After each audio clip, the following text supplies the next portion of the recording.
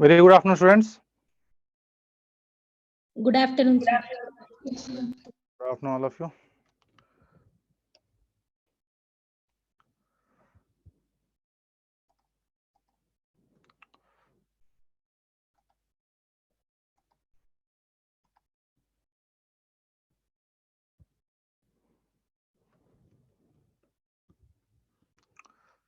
So this was the last point of our discussion, like where we have discussed about different density calculation.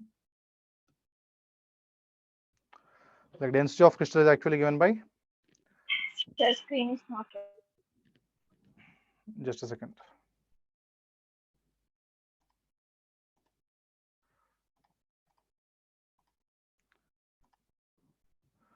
Yes, visible right now, right? Yes.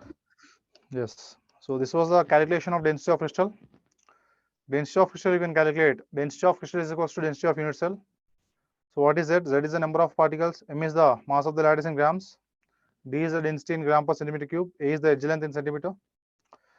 If mass of the lattice is nothing but molar mass, then number of particles present is a Avogadro number.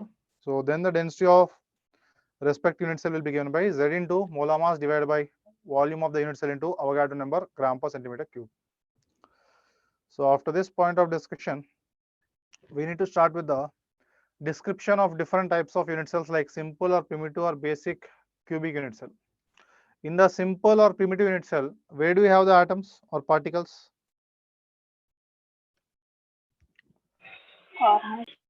Corners. A unit cell having lattice point only at corners, that is called as primitive or simple unit cell. In this case, there is one particle at each of the 8 corners of the unit cell. There are in a unit cell there are 8 corners. At every corner we have one particle. So at every corner you will be having one particle. So 8 corners, 8 particles. So this is how the unit cell will be looking like. And the atoms are going to be touching along each other, along the edge length. If you observe carefully, in this simple or primitive or basic cubic unit cell, the atoms are present only at the corners and they are touching each other along the edge length. So if R is the radius of the atom, how the radius of the atom and the edge length are related? Like here we have a unit cell.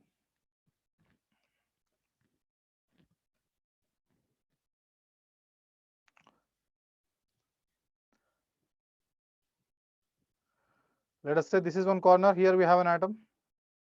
Other corner, we have another atom. The atoms which were present at corners, they were touching along the edge length. So what is the edge length? Edge length is actually A. 2R.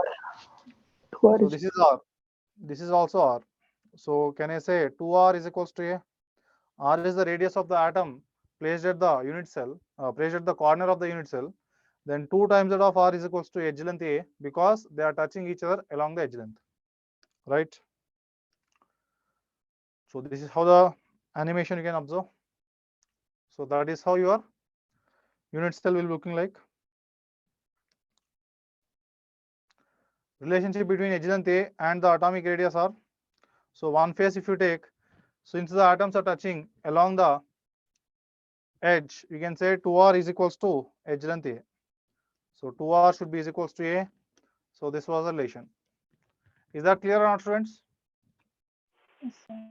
Yes, right. Very simple discussion. So A is equals to 2R or R is equals to A by 2. Number of particles present in the unit cell. Whenever we have a simple cubic unit cell or primitive unit cell, in that case, since atoms are only present at corners, what is the total number of atoms present in the unit cell? Z. Z is equals to what? 1. Because there are 8 corners, what is the contribution of an atom present at the corner to a particular 1 by 8. 1 by 8. So 8 corners into 1 by 8 is the contribution, so that will be is equals to 1. Number of particles in the unit cell, that is denoted by Z. So Z is equals to 8 into 1 by 8, that is 1. In this case, one particle lies at each corner. Hence, a simple cubic unit cell contains a total of 1 by 8 into 8, that is 1 particle per unit cell. It is also called as rank of the unit cell. The number of particles present in the unit cell, that is also called as rank of unit cell. Z is equals to 1 by 8 into 8, that is equals to 1, right? Very simple discussion. And you can see the animation here. So whatever the atom we have at the corner, 1/8 of the contribution is coming into that particular unit cell. Look at the animation. Yes or no? That is how the contribution, 1/8 the part of an atom is coming. 1/8 of the atom is present or is belonging to the particular unit cell which is present at the corner. You can see the animation again. So the atoms are actually present in this manner. If you try to look at the animation,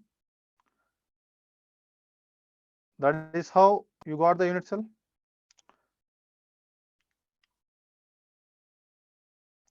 And if you try to think of contributions of all the 1/8 parts, so 1 by 8 into 1, that will be giving 1. So that is how in the particular unit cell you have one atom in total. Okay, this was an animation which was only for your understanding, but you have to visualize. This is a very simple understanding, like 1/8 is a contribution, but in the upcoming slides we will be having the location of voids and HCP lattices and what type of structures we have. At all those points, our visualization only helps, not these animations. Only for understanding purpose, you can look at the animations, but you have to visualize in reality. Simple or primitive or basic unit cell. Again, that what is the packing efficiency or packing fraction? Packing efficiency. Efficiency means you have to multiply with 100. Packing fraction is a number. So packing efficiency is volume occupied by atoms present in the unit cell divided by volume of unit cell. Volume occupied by the atoms in the unit cell. That means in a unit cell, what is the total volume that you have to take in the denominator? How much volume is occupied by the atoms? Volume occupied by the atoms is actually given by number of atoms into volume of each atom. Number of atoms is actually given by Z. Volume of each atom is, every atom or every particle is assumed to be a hard sphere. So 4 by 3 pi r cube is the volume of the sphere. So packing fraction is equals to Z into 4 by 3 pi r cube divided by what is the volume of the unit cell? A is adjoint A. So to solve this, you need to find the value of Z as well as you have to relate R and A. What is Z? Z is equals to 1. And what is A and R relation? A is equals to 2 times that of R. 2 times it. So now simply substitute. Packing fraction is equals to Z is 1 into 4 by 3 pi R cube divided by A cube is 2R whole cube. That is 2 cube is 8 R cube. R cube gets cancels out. So packing fraction is equals to pi by 4 pi by 24 or pi by 6. Pi is 3.14 by 6. So do the calculation, you will be getting something close to 52%. Like 0.52 will be the packing fraction. 52% is the volume occupied. Yes or no? In simple cubic, 52.4% of the total volume is occupied by the atoms. And how much is empty space? 47.6% is empty space. Is that clear? Yes. Yes, sir. Again, you can think logically. Sir, you are saying a particular unit cell is there. That's fine. In the particular unit cell itself, only 52% is occupied by 52.4% of the total volume is occupied by the atoms, and 47.6% is empty, void space. And also in that 52.4%, you have an atom. Inside an atom, again 99.99%, 99.9% of the space is empty or not, because nucleus is present only at the center of an atom, whereas the electrons are evolving around the nucleus in different shells. So again 99.99% of the atom is again empty. So most of the space is empty in reality. Coordination number means number of nearest neighbors. It is found that atom is surrounded by 6 equidistant neighbors or atoms, and thus coordination number will be 6. If A is the side length or a side of the unit cell, then the distance between nearest neighbors will be equal to A. It is found that atom is surrounded by 6 equidistant neighbors, and thus coordination number will be 6. How to find out this? So let us draw the unit cell. So this was the unit cell. First, you have to assume one atom, because atoms are only present at corners. I have considered this atom. And nearest neighbors, every nearest neighbor is at a distance of how much? A only, because there are no other atoms at any face centers or body centers. So only at corners we have. So this will be the nearest neighbor. So if I am considering this atom as 1, so this will be the nearest neighbor 2. In the same unit cell, I have one more atom down, that is A at a distance A, that is 3, and one more atom in this way, that is a like atom 4, I can say. Can I say this atom? This atom is the nearest neighbor. Is it the nearest neighbor? Oh, sir. This atom and A, what is the distance between A and this particular atom? A and this particular atom? Root 2. Root 2A. So that is not the nearest neighbor.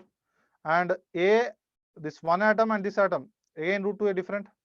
One atom and this atom, root 2A different. One atom and this atom, that is root 3A, body diagonal. So only 3 atoms are there which are at distance of A. So these 3 in that particular unit cell. But we also have the nearest neighbor in the adjacent unit cell. We have one more unit cell here, where we have another atom. Yes or no? We have one more unit cell in this direction, where we have another atom. We have one more unit cell in the top, where we have another atom. At a distance A, and A. So how many nearest neighboring atoms are there at a distance of A? 12. 9? Sapna? 12, sir. 12? How come 12? Sir. See, you consider any atom in the corner. If you consider that particular corner, this particular edge length is A, this is A, and this down is also A. Whatever the down, this particular edge length you are talking about, exactly above that you have one more A. One more atom at a distance of A. Whatever the atom you are considering here, which is a distance A, in the exactly opposite direction we have one more particle which is a distance A. Whatever the particle you are considering in this direction, exactly opposite we have one more particle at distance A. So around this particular atom we have only 6 more atoms or not? Yes, sir. Yes or no? 12 are not there. So 6 nearest neighbor atoms are there which are the distance of A. So you can imagine in this scenario. So this is the particle, the star particle is the particle under study. So all the 1, 2, 3, 4, 5, 6, whatever we have mentioned, those are the nearest neighbors which are at a distance of A. Those are the nearest neighbors which are at a distance of A. Right? Coordination number thus it will be equal to 6. Distance between the nearest neighbor will be equal to A. In the simple cubic, the distance between the nearest neighbors that will be equal to A. Why? Because atoms are present only at the corners. There are no other positions where the atoms are present. And coordination number that will be is equals to 6. You can look at the atoms. So these are many unit cells. This is not one unit cell. In many unit cells, I have considered one of the atom present at the corner. This corner atom is actually surrounded by 6 other corner atoms at a distance of A. So that is how we can calculate the distance between nearest neighbors as well as coordination number. Next, face-centered cubic unit cell. Face-centered cubic unit cell, the same points we are going to study. What are the points we need to study? We have to understand Z, calculate Z. We have to know the relationship between A and R. We have to find the packing fraction, thereby packing efficiency. We have to also calculate the coordination number. After calculating the coordination number, we have to calculate the distance between the nearest neighbors. These are the points which you need to study.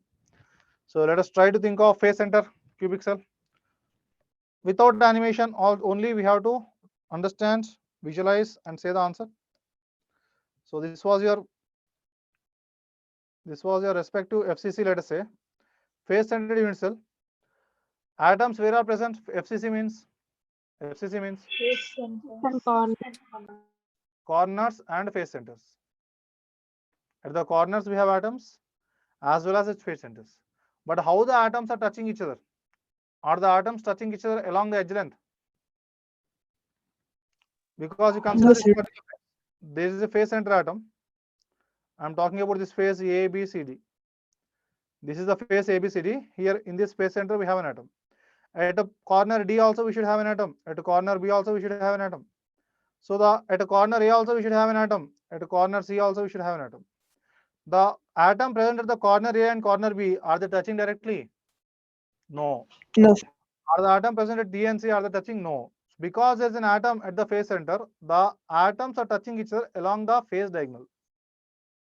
That means BD is a phase diagonal, AC is a phase diagonal. Along BD, what is the length of the phase diagonal? Edge length is A, let us say. Edge length A means Root 2. root 2A. Root 2A is the length of phase diagonal. Root 2A is length of the phase diagonal is also equal to, this is R, radius of this atom. 4R. This is 2R, this is R. So root 2A is equals to 4R. This is the relation between A and R, that is edge length and R. Also, what is that?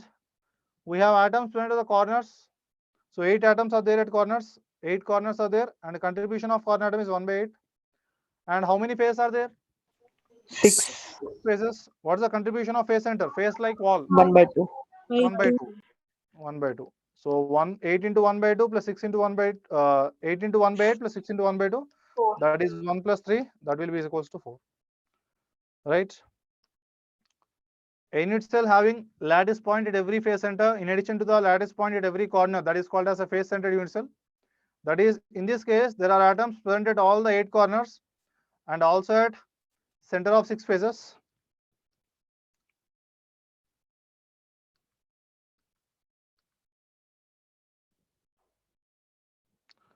So this is nothing but your FCC atom. You can look at the animation also.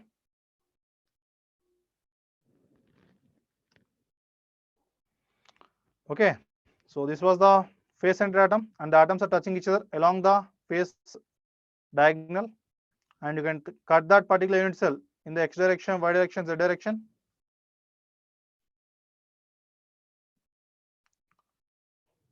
In the FCC, all atoms touch each other along the phase diagonal. So length of phase diagonal root 2A, root 2A is equals to 4R.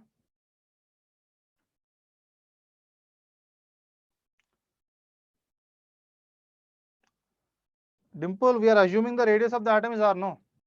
Let us say R is the radius of the atom. Okay, here we have an atom, this corner. Here we have an atom. Here we have an atom. Here we have an atom. So this is our radius, because the center of the atom is spent at the corner, and from that center to any point on the circumference of that particular sphere, whatever the distance we have, that is nothing but radius.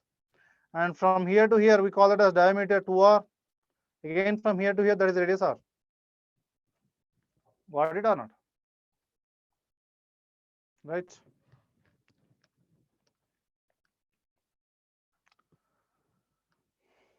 So phase diagonal 2R, R and R. So you can see the animation as well. So 4R is equals to root 2A. 4R is equals to root 2A. This was the relation. From there, you can write R is equals to root 2A by 4. That is A by 2 root 2. In that fashion also you can write. Number of particles, how many particles you got? 4 particles. Z is equals to 8 into 1 by 8 plus 6 into 1 by 2. That is Z is equals to 4. The corner contribution is 1 and the face center contribution is 3. So total 4 atoms per unit cell.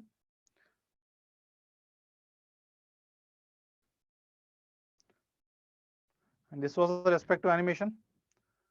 So we have atoms at the corners as well as face centers. If you try to cut it all, you will be having this particular unit cell. And all the corner atoms, whatever we have, if you try to add them, you will get 1 atom in total. You will get 3 atoms from the face center atoms. That means 1 plus 3, that is 4 is the total number of atoms in the face centered unit cell. Packing efficiency of packing fraction. Packing fraction is equals to Z into 4 by 3 pi R cube divided by A cube, and 4R is equals to root 2A. A is equals to what? 2 root 2R. So Z is 4. 4 into 4 by 3 pi R cube divided by 2 cube. 2 cube is 8. Root 2 cube is root 2 into root 2 into root 2. That is 2 root 2 again. And R cube. R cube gets cancels. So 4 4 16. 16 pi by 3 into 8 2's 16 root 2. 16 16 gets cancels. Pi by 3 root 2. Substitute the value of pi 3.14. Then you will be getting the respective packing fraction. Packing fraction in FCC will be close to how much, students? 74%. That is 74% of the total volume is occupied by atoms. Therefore, percentage of void space will be how much? 100% is the total volume. Out of 100, 74% is the volume of unit cell occupied by the atoms. So 100 minus 74, that is 26% is the empty space or void space. 100 minus 74, that is the void space. Is everything clear so far? Yes, right. Coordination number, try to understand this concept of coordination number. Coordination number will be 12 and the distance between the nearest neighbors will be a by root 2. Understand this point carefully. So we have a face center atom.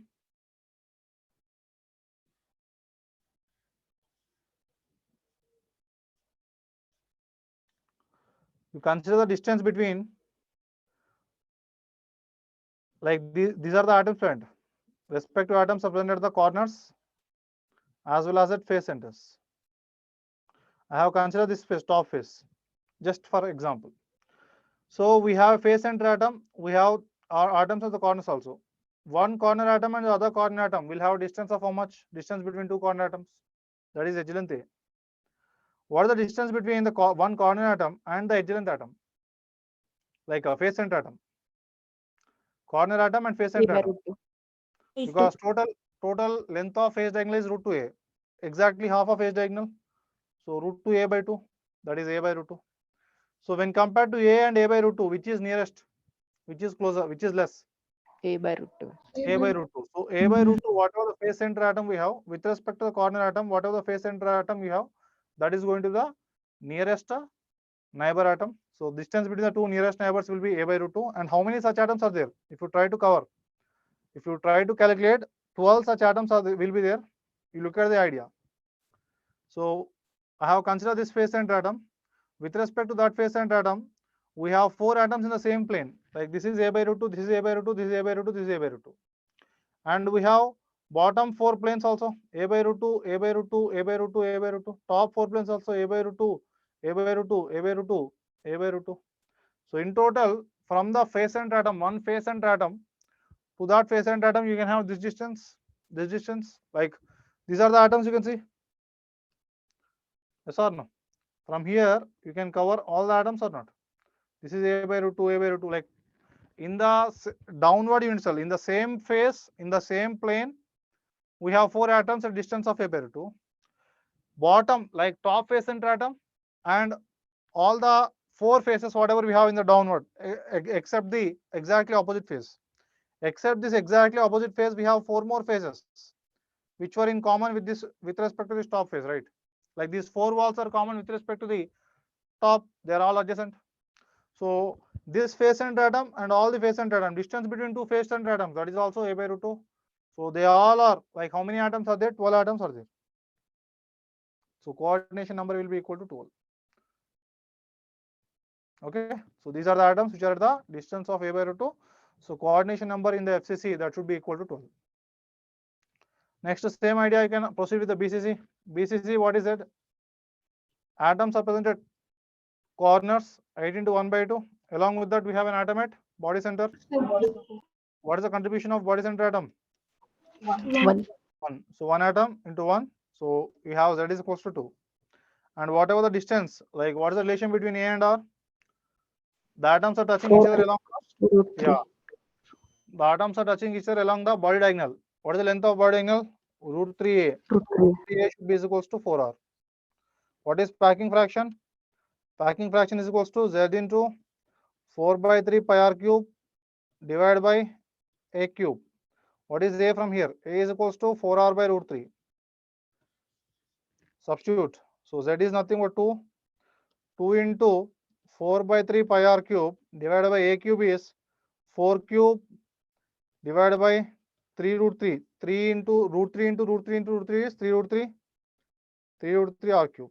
R cube gets cancels out. 3 gets cancels out. So 2 4s 8 root 3 divided by 64 and pi. 8 1 times, 8 times, root 3 pi by 8. Root 3 pi by 8, you try to calculate, you will be getting something around 68%, right? Root 3 pi by 8 will be the respect to packing fraction, and packing efficiency is root 3 pi by 8 into 100. So unit cell having lattice point at the body center, in addition to the lattice point at every corner, that is called as body center unit cell.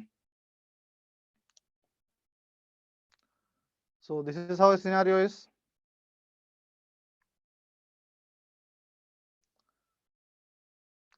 Relationship between edge length A and R is 4R. 4R is equals to root 3A. Length of edge diagonal is root 2A. Length of body diagonal is root 3A. So root 3A, AC is nothing but the body diagonal. AC will be root 3A, applying Pythagorean theorem. So R, 2R and R. So 4R is equals to root 3A. This was the relationship between edge length A and the radius of the unit cell. Number of particles present in the unit cell. How many particles are there? In this case, one particle lies at each corner of the unit cell. So 8 into 1 by 8 plus 1 atom at the body center. So 1 into 1. So ultimately 2 atoms are there. So Z is equals to 2. Number of atoms in that particular unit cell is 2. Yes or no? Z is equals to 1 by 8 into 8 plus 1 into 1. That will be equal to 2. Let's look at the animation now.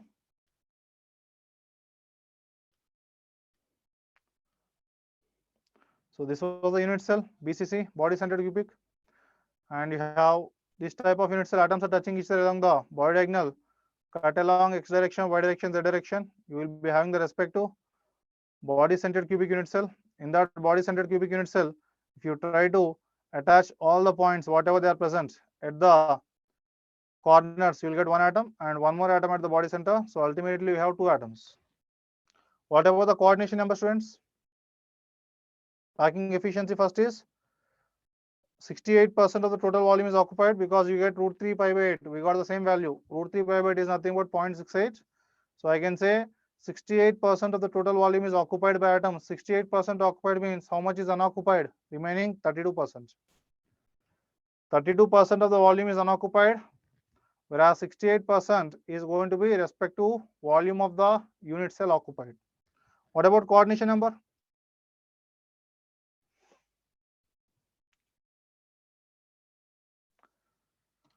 Coordination number, like how many nearest neighbors are there? What will be the nearest neighbor to you? At how much distance we have nearest neighbor and how many such neighbors are there? The body diagonal particles are touching each other.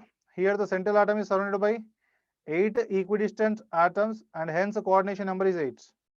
Like you have to compare the distance, right? We have an atom at the body diagonal. Length of body diagonal is how much? At the body Root center we 3. have Root 3. at the body center we have an atom, and also at the corner we have an atom.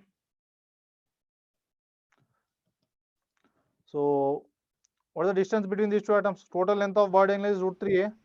Root 3 by 2.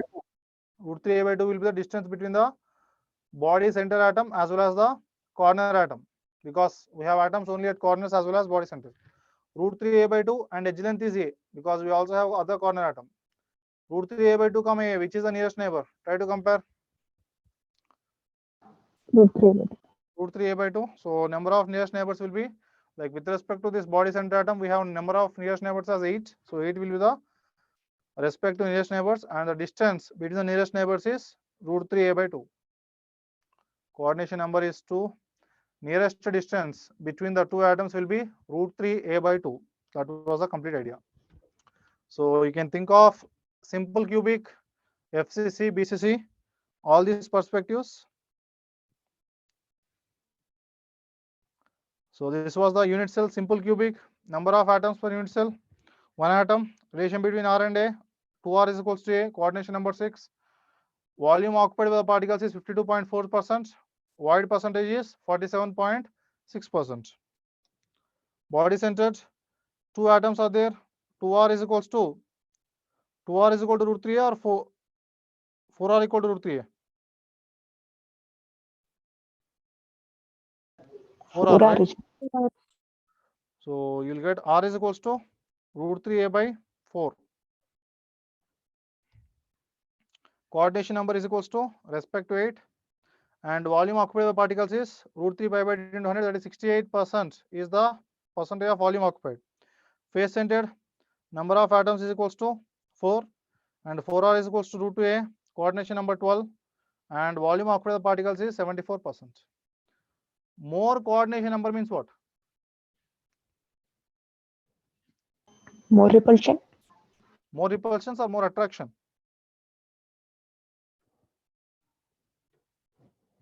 Coordination, number of nearest neighbors is more means the electrostatic force of attraction between one particle and the other particle is high. Okay, more attraction is there. More is the coordination number, more is the stability. Yes or no? The coordination number greater the number of nearest neighbors, more will be the stability because of greater intermolecular force of attractions.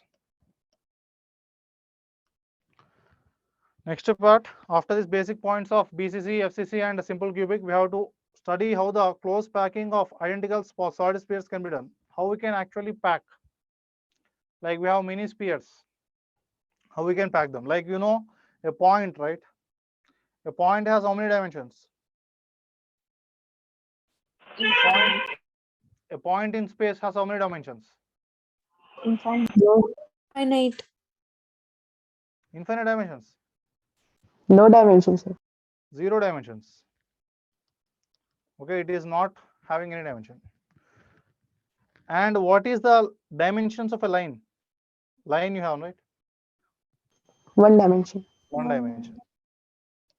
And what is the dimensions we have in a like particular plane? 2D. 2 dimensions. And what are the dimensions we have in a particular cube? 3 3D. dimensions. Can I say a point is a having no dimension, that is 0 dimensional.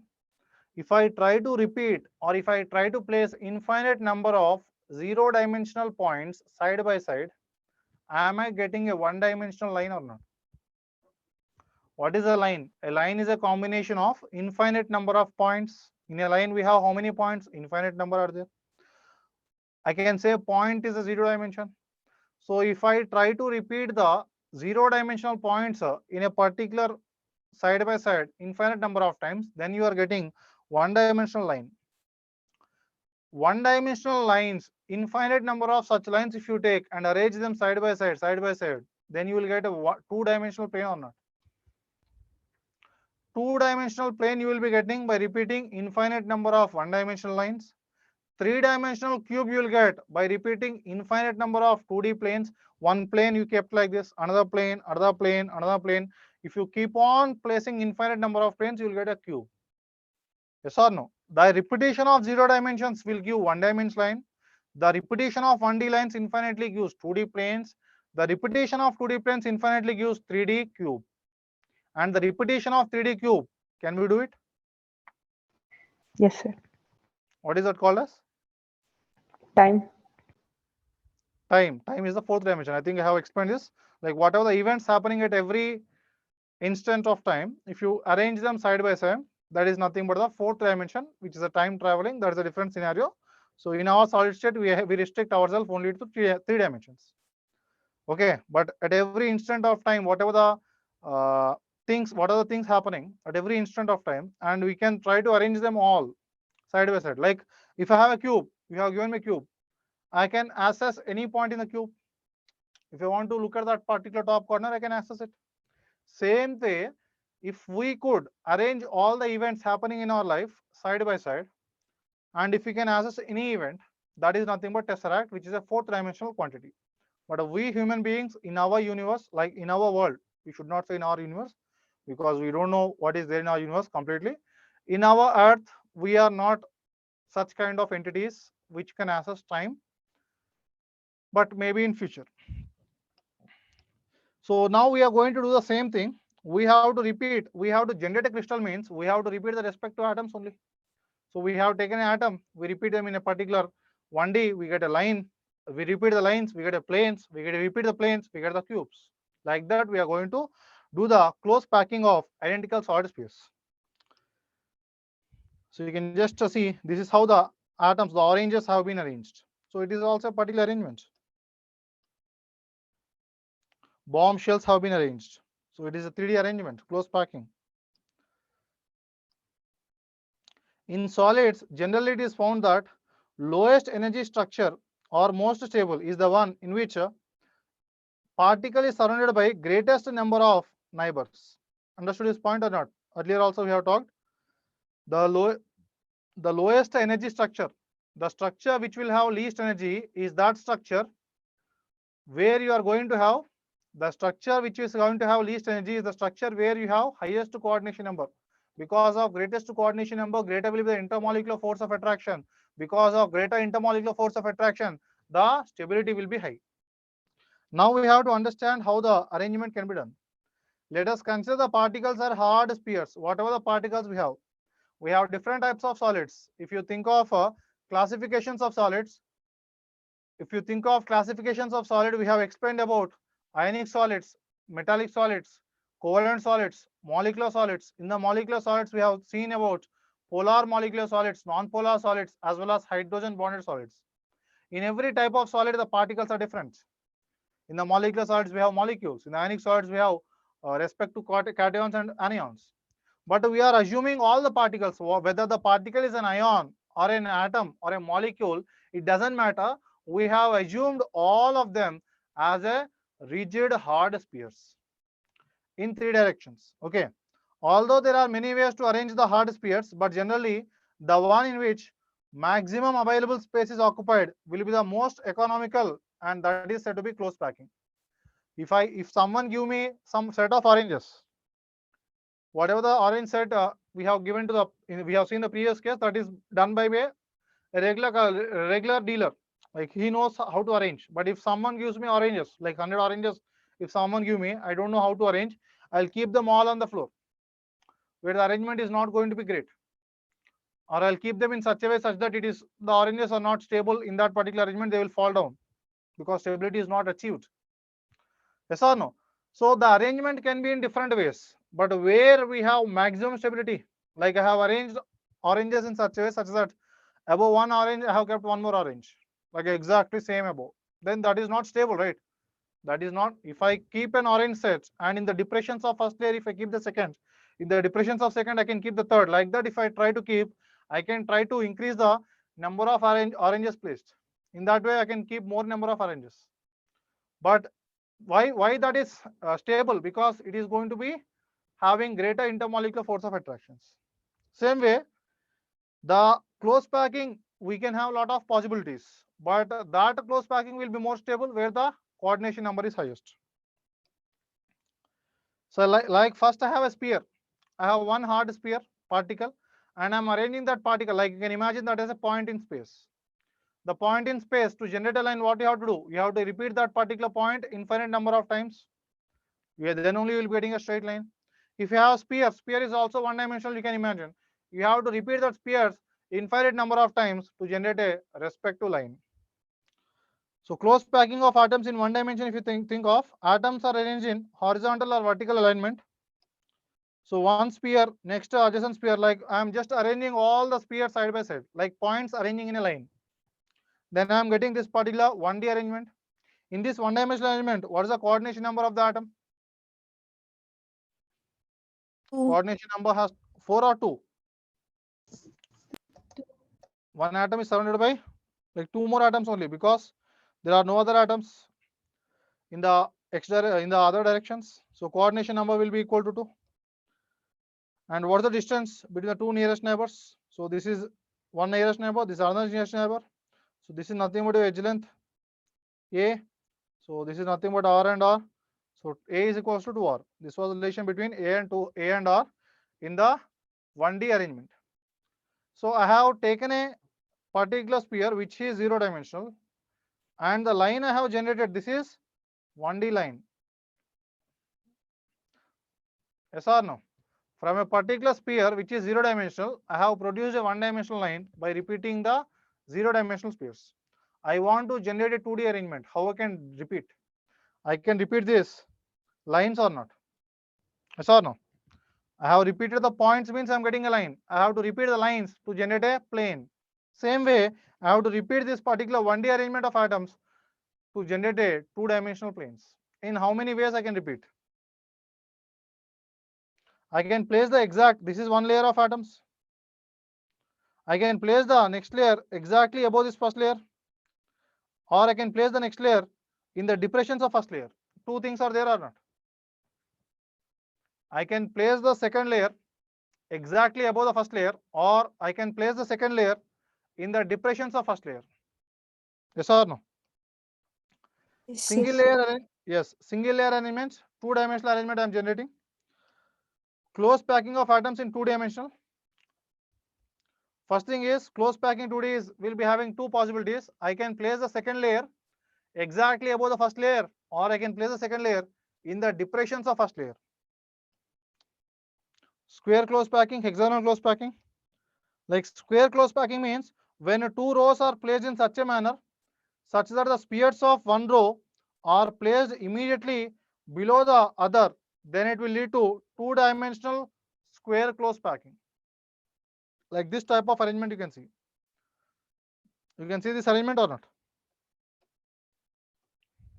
One layer, this is the A layer. This is also the same layer, A layer. This is also same layer because above one layer exactly other layer has been placed. Above one layer exactly one more layer has been placed. So it is A type of arrangement. Square close packing is what type of arrangement? A type of arrangement. And what is the packing fraction in this particular square close packing? If you consider one atom, around that particular atom, we have actually surrounded, this atom is surrounded by four other atoms, and you are getting a respective cell like this. So this is your edge length A of that particular square close packing. This is your edge length A. So it is a 2D packing, right? So packing fraction you can write as number of atoms Z into. Since in the 2D arrangement, can I talk in terms of volume or can I talk in terms of area? We can talk in terms of both. Okay, we can talk in terms of both area as well as volume. But if you try to measure with respect to area, so we'll get Z into with like volume also we can measure. Like how much volume is occupied. Like in this particular 2D arrangement, how much, like what are the unit cell we are going to get? In that unit cell, how much volume is occupied, that can also be calculated. But since it is 2D, we now calculate first area. So Z into area of atoms divided by volume of that particular cell. So what is that in this particular unit cell or in this particular region? What is the Z value? So this is particular square close packing. In the square close packing, what is the value of Z? Can I say this is exactly 1/4 of the respective particle? Yes, sir. Yes or no? Because this distance is this angle is how much? This angle 90. 90 degree. 90 degree with respect to 90 degree, we are drawing two straight lines from the center of the circle. So what is the total angle? Like from 0 to 30 degrees, the out of 30 degrees, we have just taken the angle of arc of 90 degrees. So how much is left out? 270 more is left out. So only we have considered one part out of four parts. So this is nothing but 1/4, 1/4 of the respective circle, and this is a complete circle. So what is Z? Z is nothing but 4. Z is nothing but 1 plus 1. Yes or no? This is 1/4, 1/4, 1/4, 1/4, and 1. So I can write Z as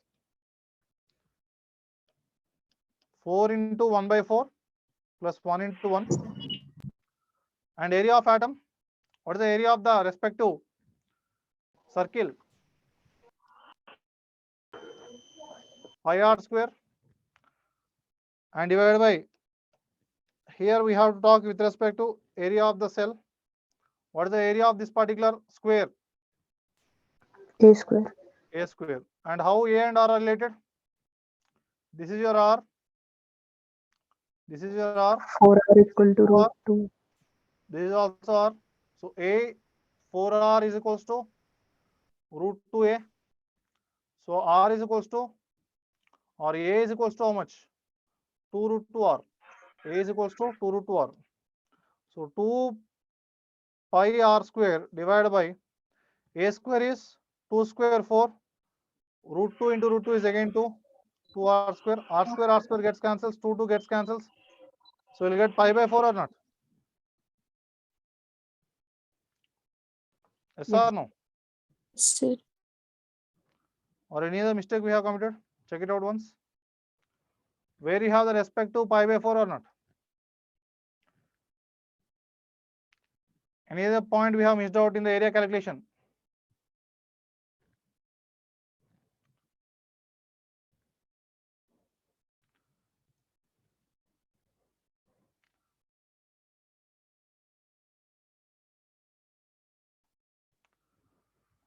Check it out, students. Like how much is the area?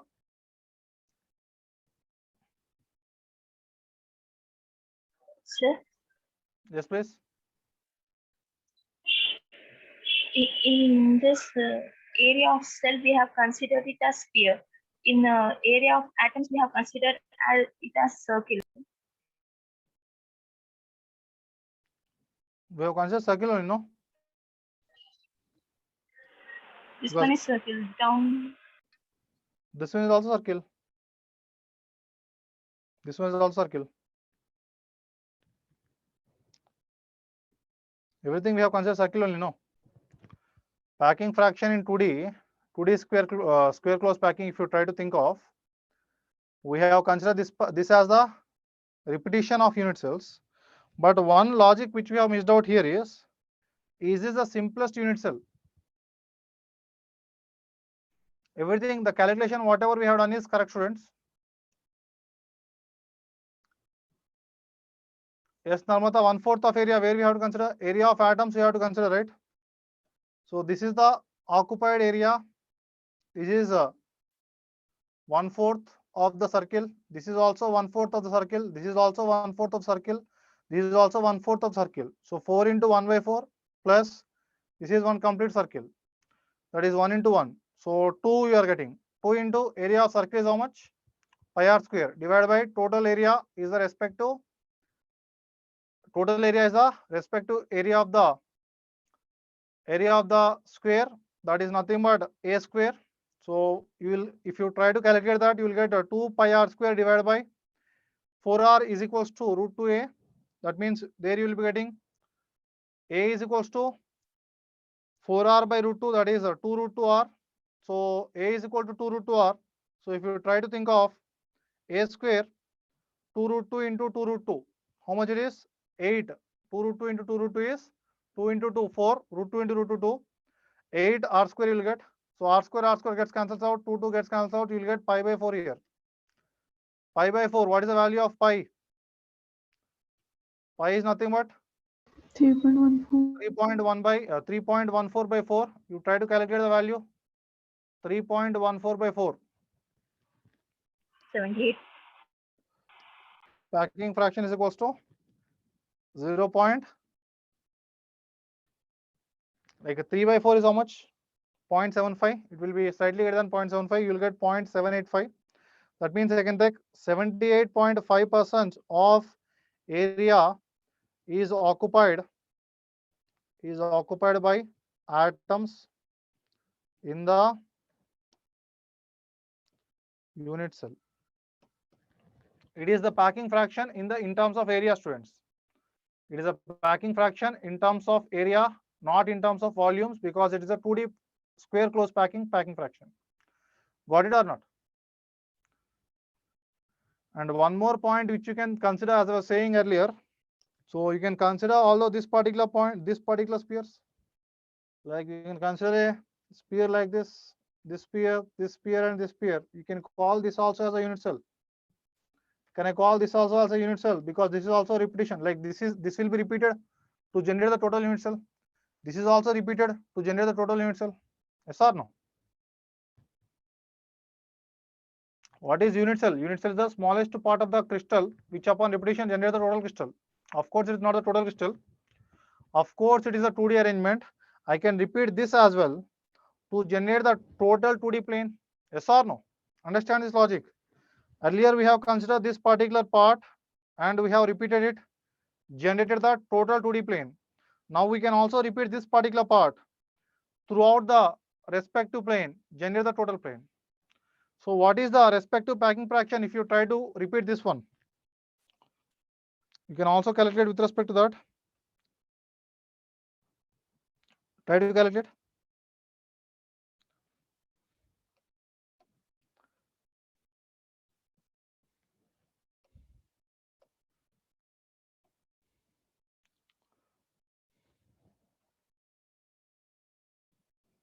This is nothing but your edge length A. So what is packing fraction? Packing fraction is equals to Z into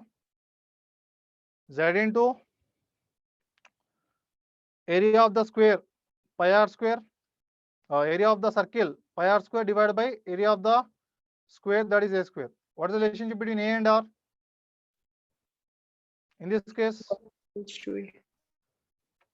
2R is equals to A. That means R is equals to A by 2. And what about Z? 1. One. That is nothing but at 4 corners we have 4 circles, and a contribution of that particular circle to this particular square is nothing but 1 by 4. So 4 into 1 by 4. So that is equals to 1. So what is Z? Z is 1. 1 into pi r square divided by A. A is nothing but 2R. So 2R, A square is 4R square. R square gets cancelled out. Again you get pi by 4. So what is packing fraction again? Pi by 4 only you are getting. 3.14 by 4. That is nothing but 0.785. That means even though I consider this particular part, since a repetition of this is also generating the total 2D plane, I am getting the same packing fraction. Even though I consider this particular part, I am getting the same packing fraction. Then you may ask a question, sir, which is exactly correct, which you should consider? Which you should consider? Technically speaking, what is unit cell? What is the definition of unit cell? Unit cell is the smallest repeating part of the crystal, or the smallest part of the crystal which upon repetition generates the total crystal.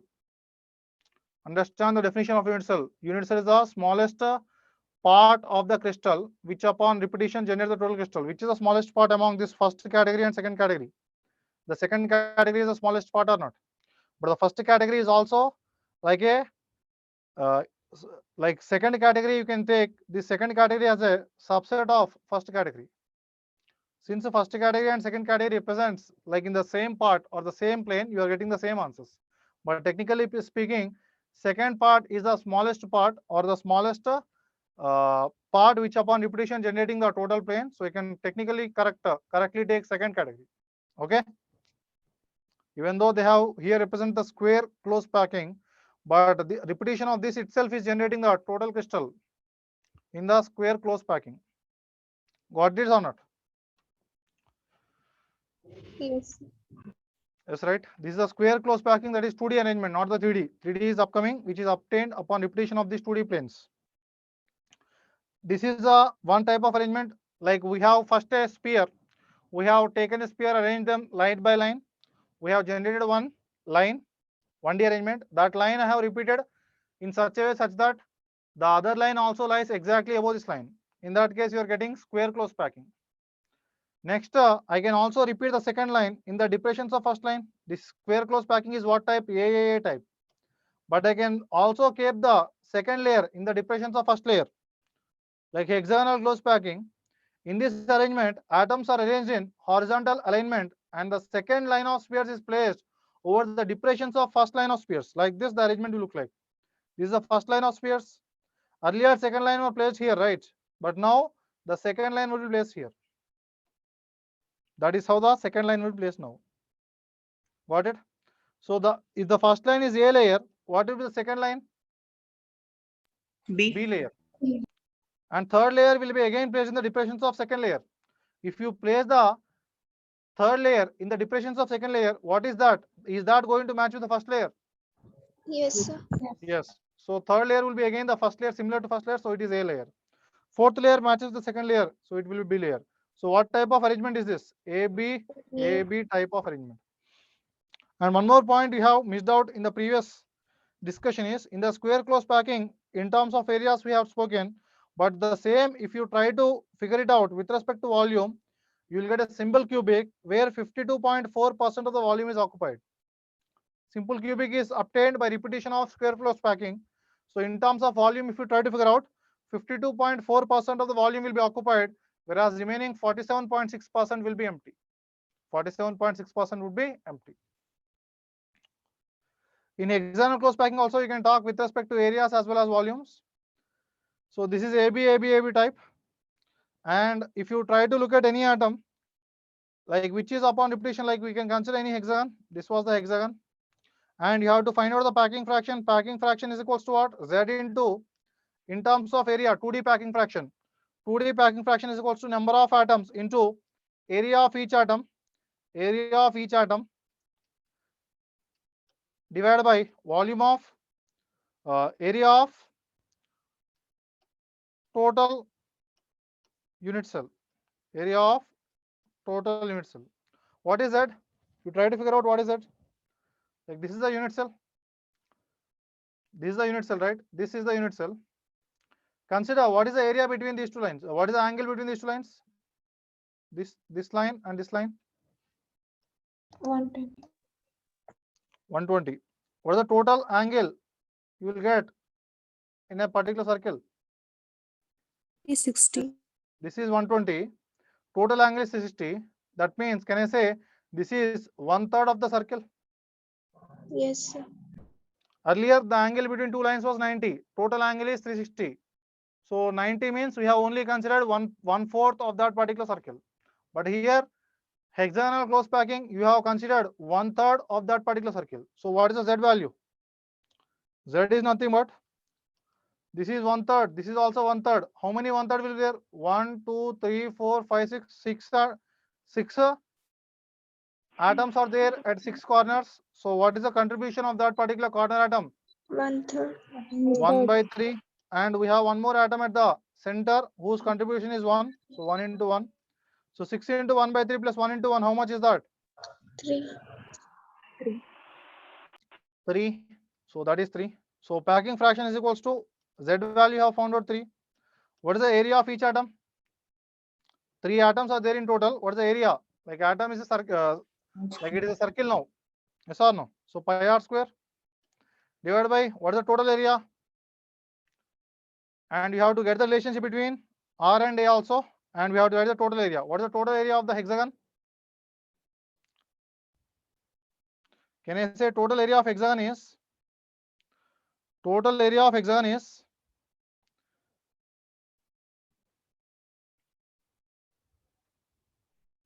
1, 2, 3, 4, 5, 6. 6 times that of 6 into area of the equilateral triangle. Can I say like that? Yes, sir. So what is the area of equilateral triangle?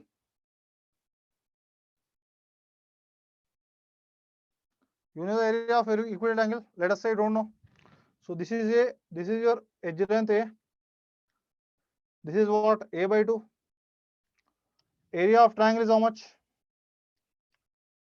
Area of triangle is half into base into height. What about this base? This right angle triangle, if you consider, what is the base? A by 2. What is this height? This angle is how much? 60 degrees or not? Equilateral angle. 60. 60 degrees means we have a triangle here.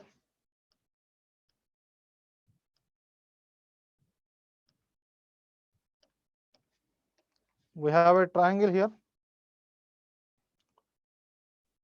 This is A by 2. This is some X. And what about this? What about this? A. A or not?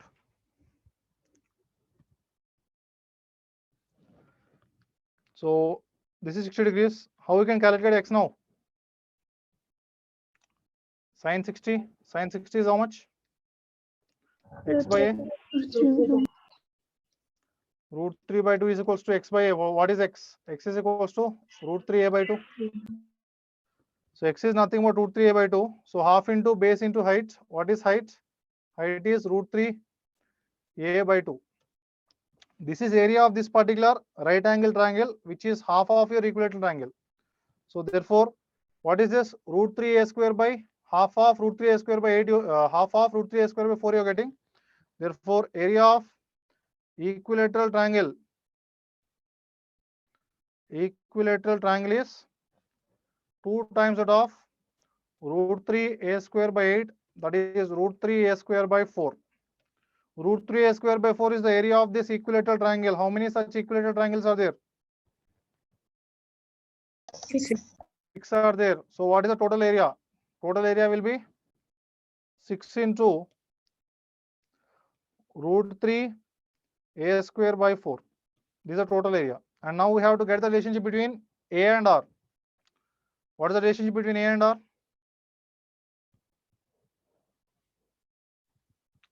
What is the relationship?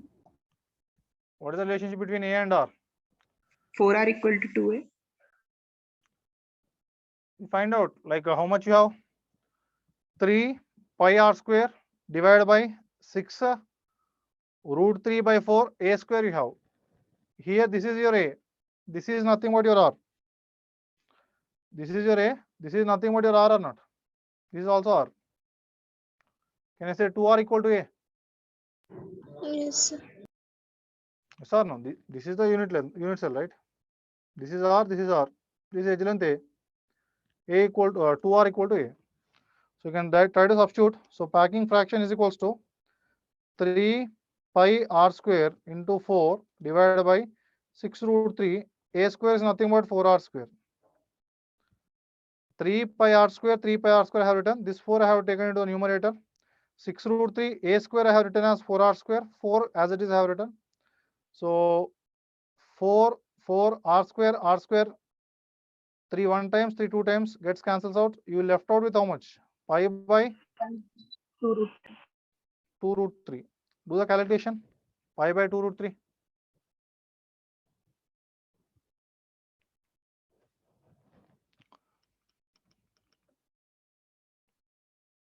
Pi by 2 root 3. Do the calculation and report the answer.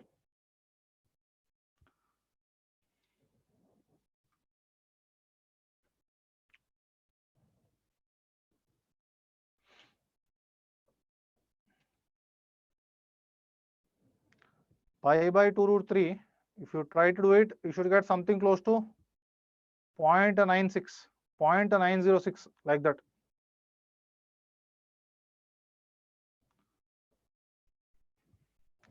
Got it or not? Check it out. Should get a 0.906. I can say 90.6% of area is occupied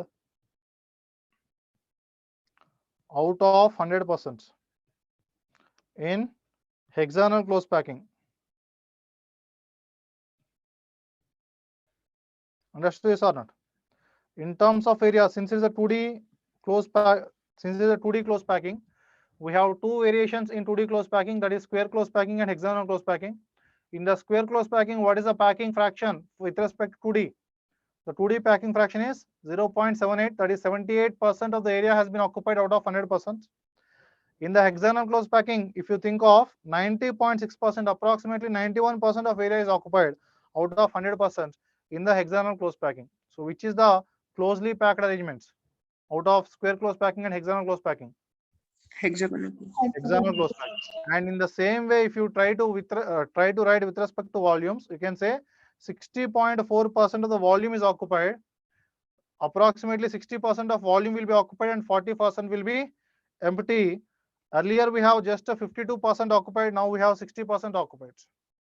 So this is how you can actually figure out the packing fraction in the 2D square close packing as well as 2D hexagonal close packing. Now let us try to understand what we have studied. We have taken a particular sphere. We have arranged that sphere in a one-dimensional. Like just to repeat that sphere, we have got a particular line. So in the one-dimensional, you have coordination number 2, that is a one-dimensional arrangement, and 2R is equals to A. Repeat that particular one-dimensional in such a way such that one layer and the other layer lie exactly one above other. In that case, you will be having what? You will be having a square close packing, 2D square close packing, where you will be having the packing fraction area of approximately 78%. And you can keep the arrangement in such a way such that the second layer will lie in the depressions of first layer, the third layer will lie in the depressions of second layer. Then you will generate hexagonal close packing, where the packing fraction with respect to area would be 90.6% of the total volume out of 100%. Is that clear or not? Yes. Right.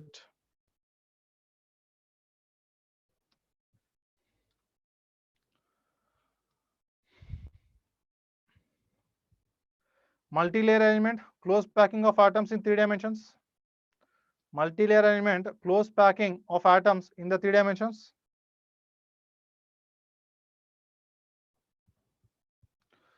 Simple cubic close packing. For arriving at this, like now we are trying to get the 3D packing out of 2D packing. If I want to generate a 3D close packing, what I can do? I can repeat the 2D close packing. Again, you can think of in the 2D close packing itself, we have two arrangements: square close packing and hexagonal close packing. You can repeat the square close packing. Also, we can repeat the hexagonal close packing. In how many ways you can repeat the square close packing? In how many ways you can repeat the hexagonal close packing? That again differs. Like I have one square close packing. I can take one square close packing and place the other square close packing in such that atoms of one layer and the other layer will lie exactly one above the other. Yes or no? I can do that or not? Yes, sir. Sir. In that case, what type of 3D crystal you are generating? Cube. Yes. In that case, the 3D crystal, whatever generates, that will have a unit cell of simple cubic. For arriving at the 3D packing, we consider square close packing in the layers. First, simple cubic close packing means you are taking square close packing and arrangements. The second layer of spheres is placed exactly above the spheres of first layer and so on. That means it is A type arrangement. If the square close packed layer is represented by A, then the arrangement in 3D is represented by A type. That is your simple cubic close packing, A type. Now try to understand this question. Can I place the second layer in the depressions of first layer? Like I can keep in this fashion. This is your first layer.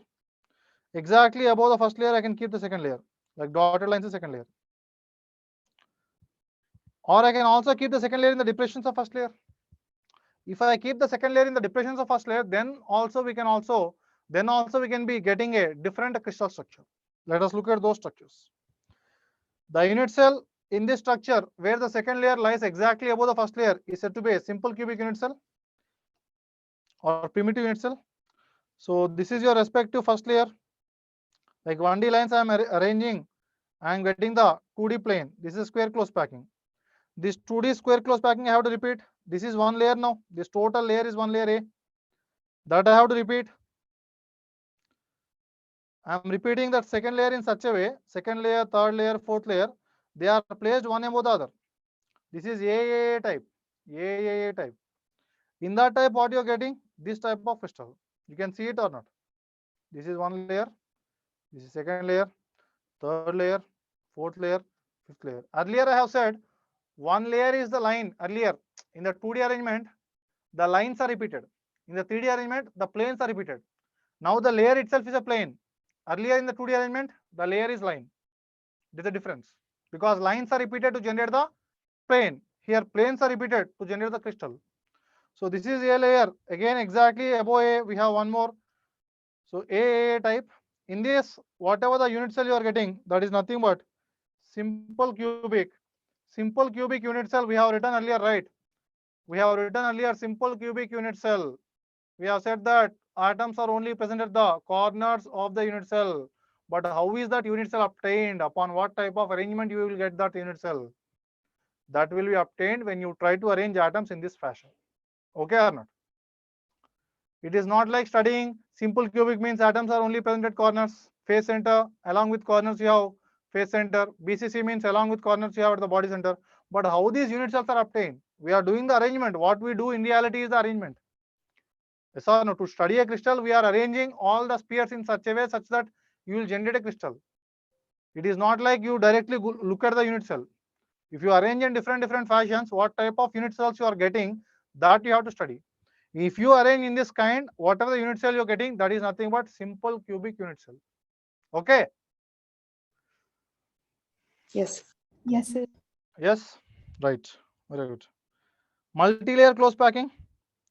In that simple cubic close packing, you can say whatever unit cell present here is this simple cubic or primitive unit cell where you have atoms present only at the respective corners. So whatever data we have, Z is equals to 8 into 1 by 8, that is equals to 1. 2R is equals to A. Packing fraction or packing efficiency is equals to 52.4%. All this is applicable for this particular arrangement. simple cubic arrangement, A type of packing, Z is equal to 1. Coordination number 6, we have seen packing efficiency 52.4%. Now, as I have told you, I can arrange the second layer in the depressions of first layer. I have placed first layer and second layer exactly above. I can place the second layer in the depressions of first layer also. Like this. I can place like this also. I can place the second layer in the depressions of first layer. I can do that because first layer is also a square close packing 2D arrangement. Second layer is also a square close packing, but one square close packing and the other square close packing, they are not placed one above the other. The second square close packing, whatever you have, the second square close packing 2D arrangement is placed in the depressions of first square close packing, generating what type of crystal? This type of arrangement. In that particular arrangement, what is the unit cell present is body centered cubic close packing. It is also like it is the layer A, and that will be the next layer B. One layer, that is one square close packing, and the other square close packing were arranged. That is in such a way such that second layer is placed in the depressions of first layer. If you try to repeat this, then the type of unit cell you get is the body centered cubic unit cell. But is this a close packing or not a close packing? In the body centered unit cell, okay, you have atoms at the corners as well as at the body center, but this is not a close packing. Why? Because of placement of second layer in the depressions of first layer, the atoms tries to move away because of repulsions also. Electron clouds are there. One atom and the other atom will have intermolecular force of attraction. Along with that, electronic clouds repel. Because of repulsions, the atoms move away. So that is why this body centered cubic, that is not included in the close packing. Okay, body centered cubic lattice formed by AB type arrangement. This is layer A, and the above layer is layer B.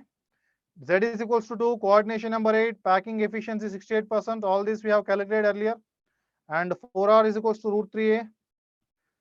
But it is not a compact close packing due to repulsions. As I was saying, it is not compact close packing. Why? Due to electronic repulsions.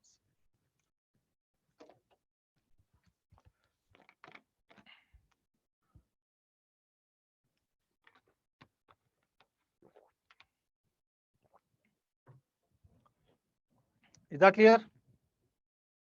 Yes.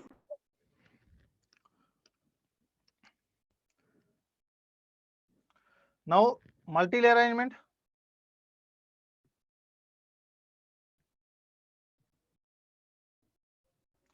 That statement cannot be directly generalized, Shalakshmi. Coordination number is high, but the compactness is going to be disturbed. Like close packing is slightly disturbed or not? Yes or no? Coordination number is high, but the compactness that has been disturbed because of placing of second square close packing, the depressions of first square close packing. Next, multi-layer close packing. Until now, what we have done is a repetition of 2D square close packing. But in the 2D itself, we have hexagonal close packing. That hexagonal close packing also we can repeat to generate a 3D crystal. Multi-layer arrangement or close packing of atoms in 3 dimensions. Cubic close packing and hexagonal close packing we are going to generate here. In hexagonal close packing, there are 2 types of voids. Like you can think of hexagonal close packing. This is your hexagonal close packing or not? First, to think of the hexagonal close packing. This is your hexagonal close packing, 2D close packing. Yes or no? Square close packing means one layer and the other layer should lie exactly one above the other. Hexagonal close packing means one layer of the line is placed in the depressions of other layer line. The second layer line is placed in the depressions of first layer line. In hexagonal close packing, there are 2 types of voids: open space or space left. Void means space left, which are divided into 2 sets, that is B and C for convenience. For our convenience, we have divided the voids into 2 sets. That is C type of voids, and the others are B type of voids. But B and C types are equivalent voids. And only difference between B and C is, if I try to keep the second layer of hexagonal close packing in B, then I cannot place in C. Can I place can I place one atom in B and one more atom in C? No, sir. Second layer, whatever I'm placing, I can place either above B, like either in the void B or in the void C. Only I can place atoms in the B type of voids or C type of voids, but B and C are equivalent void. B and C are equivalent voids, but difference is I can place the second layer atoms in all the B type of voids, or I can place the second layer atoms in all the C type of voids. I cannot subsequently fill B type of voids and C type of voids in the second layer. Okay. Let us fill that.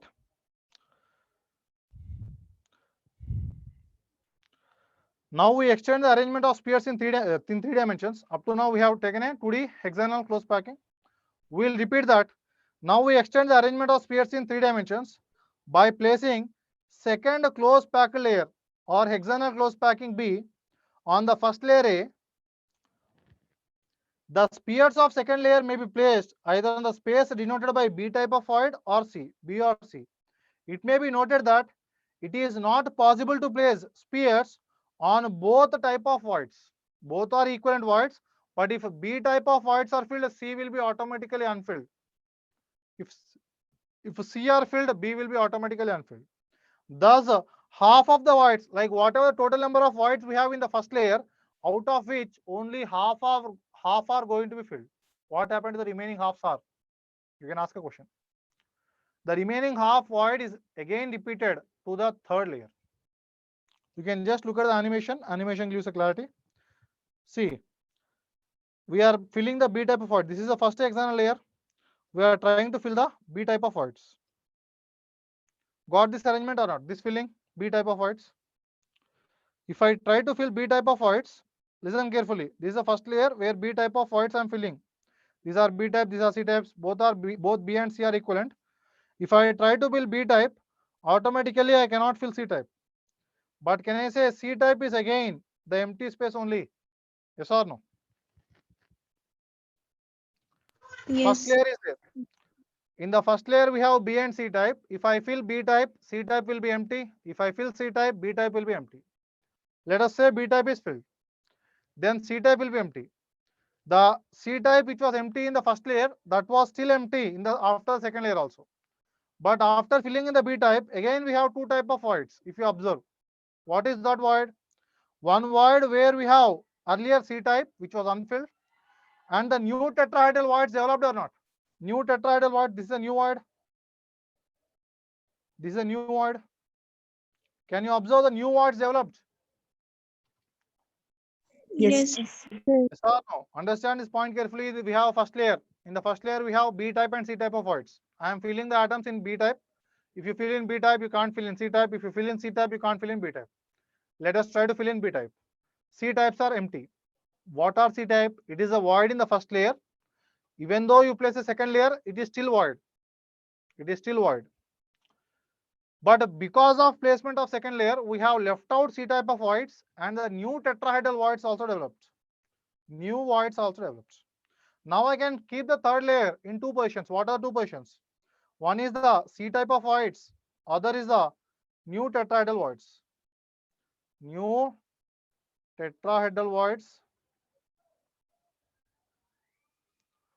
old octahedral voids. Okay.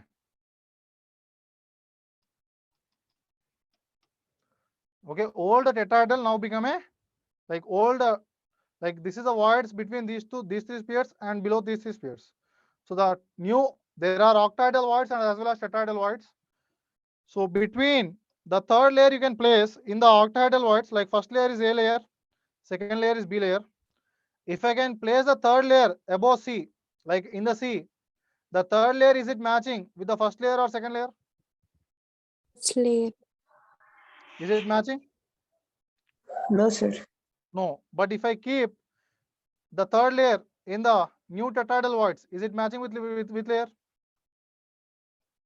First layer. First layer. So I can have ABC type, or I can have AB type. Okay, two types are there. Third layer you can place in the octahedral voids, or the third layer you can place in the new tetrahedral voids also obtained. Arrangement of third layer. Hexagonal close packing. Hexagonal close packing, when it is generated. In the first case, the spheres of third layer can be placed on the spaces of second layer B in such a way such that they lie directly above that in the first layer. That means it is AB type.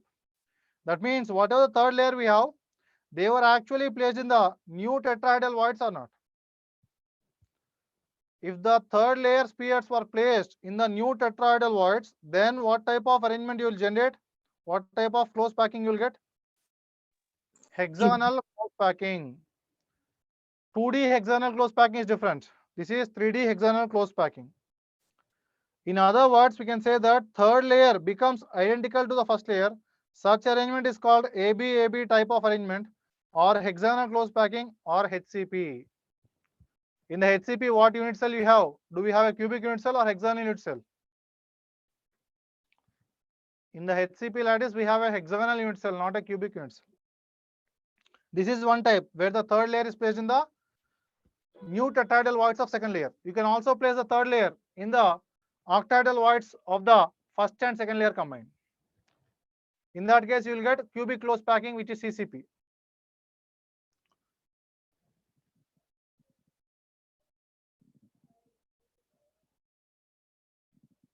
That is the respect to hexagon you get. Understand this? Hexagonal close packing HCP. Look at the animation, all of you, carefully. This is how the hexagonal 2D close packing generated. That 2D close packing, you have B and C type of voids. You have filled one type of void. That is nothing but B layer. And the third type of layer, whatever you are going to place, that will be matching with the second layer. So AB type layer. In that case, whatever the unit cell you are going to generate, that is nothing but hexagonal unit cell. The unit cell generated in this case is going to be hexagonal unit cell. This is nothing but your HCP, hexagonal unit cell. In the hexagonal unit cell, how many corners are there? Like until now, we have studied about cubic unit cells. We have 8 corners. In the hexagonal unit cell, how many corners are there? Number of atoms in the unit cell, you try to figure out. Corners. How many? This total is unit cell. 1, 2, 3, 4, 5, 6, 7. 1, 2, 3, 4, 5, 6. 1, 2, 3, 4, 5, 6. 6 into 6. 6 plus 6, that is 12. 12 corners are there. And what is the contribution of corner? What is the contribution of corner atom in the cubic unit cell? 1 by 8. By 1 by 8. 6.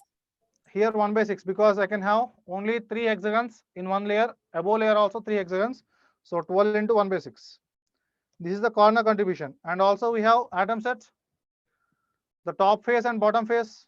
The top face we have one atom, bottom face we have one atom. The top face atom or bottom face atom. So how many, like what is the face center atom contribution? 2 face center atoms are there. What's the contribution of face center atom? 1 by 2. 1 by 2. And any more atoms are there? 3 atoms are there, completely lying within the unit cell. So 3 into 1. 3 atoms lie within the unit cell. 2 atoms at 2 face centers. 12 atoms at 12 corners. So 12 into 1 by 6 plus 2 into 1 by 2 plus 3 into 1. 12 into 1 by 6 is 2. 2 into 1 by 2 is 1. 3 into 1 is 3. What is that? 6. So number of atoms in hexagonal unit cell is 6. So that is AB type. So maximum possible space is occupied by spheres. Each sphere is touched by 12 other spheres in 3D. 6 in one layer, 3 in top layer, and 3 in the bottom layer. Like coordination number is going to be 12. In the FCC unit cell also 12. In the HCP unit cell, in the hexagonal close packing unit cell also, we have a coordination number of 12. That is, each sphere is touched by 12 other spheres. Each sphere is actually touched by 12 other spheres. Is that clear? Yes, sir. Yes, sir. Yes, right. And this is your Z. Z is equals to 12 into 1 by 6 plus 2 into 1 by 2 plus 3 into 1. That is nothing but 6. So Z is equals to 6 in hexagonal close packing.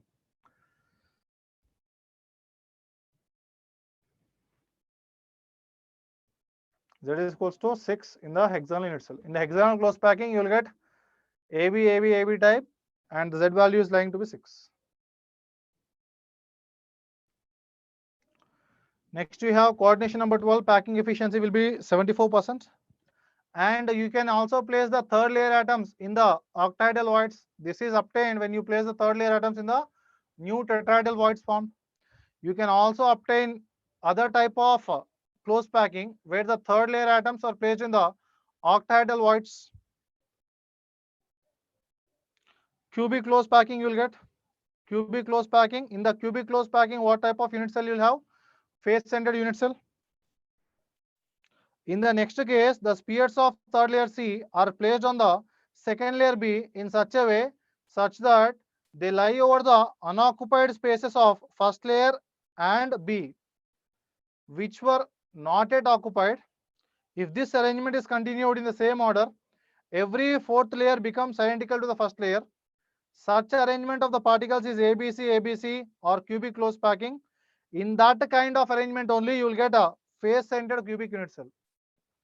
When you place the third layer in the octahedral voids of first and second layers, then if you repeat the fourth layer in that way, then you will be getting what? You will be getting ABC, ABC type, and that type of close packing is said to be CCP or cubic close packing. In the cubic close packing, what is the unit cell present? Face-centered unit cell. You have studied about simple cubic unit cell, which is present in like arrangement of square close packing, one above the other. You have studied BCC, BCC obtained when square close packing, one layer is placed in the depressions of other layer. You have produced HCP, hexagonal close packing, when you repeat hexagonal close packing in such a way such that third layer is placed in the new tetrahedral voids of second layer. You can place the third layer in the octahedral voids and generate cubic close packing where FCC is the unit cell obtained. You got the different types of unit cell and different types of close packings or not? Yes, sir. Yes. Yes. And exactly in the FCC, whatever the packing efficiency we have, that is matching with the HCP arrangement also. The third layer you have placed in this C. It may be noted that in CCP or FCC structures, each sphere is surrounded by 12 spheres, same as your HCP. Hence, the coordination number of each sphere is also 12, same as your HCP. The sphere occupies 75% of total volume, same as your HCP, and 26% is the empty space in both HCP and CCP structures. 70, like these are both a cubic close packing and hexagonal close packing, both have same coordination number, same packing fraction, same coordination number, same packing fraction, and also like the unit cells are different. There you have FCC. In CCP, CCP is the cubic close packing. In that cubic close packing, the unit cell is FCC. HCP is the hexagonal close packing. In that, the unit cell present is hexagonal unit cell. Okay, so this is about all the arrangements.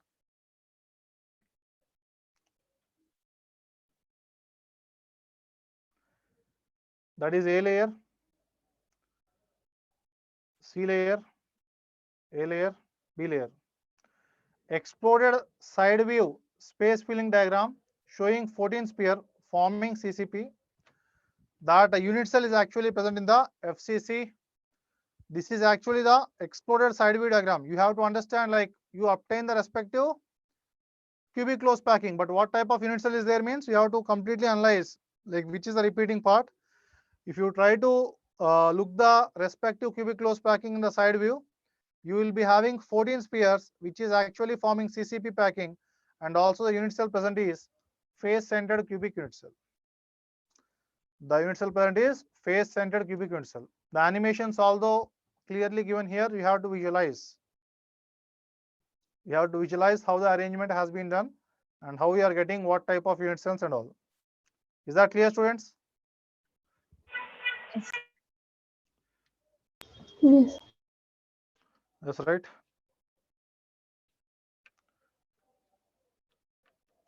That is the exploded side view diagram where you get face FCC.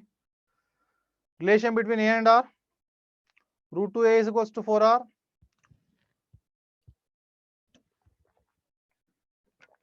Piers are touching along the phase diagonal. Effective number of particles like FCC, you know in FCC root 2a is equals to 4, z is equals to 4, and the packing fraction is 74%, like packing efficiency. All these are going to be true because in the cubic close packing, what type of unit cell is present? Face centered cubic unit cell is present, where the packing efficiency, number of particles per unit cell, relation between A and R has been calculated. And density is equals to Z into molar mass divided by Avogadro number into A cube. Z is nothing but 4 because FCC molar mass divided by Avogadro number into A cube. Root 2a is equals to 4r, a is equals to 4r by root 2. You can substitute and calculate the respective density also. Right?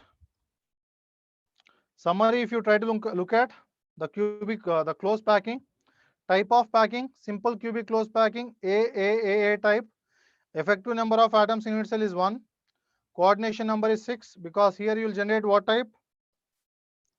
Here you will generate primitive unit cell. Primitive unit cell. Packing efficiency 52.4%. Example is polonium.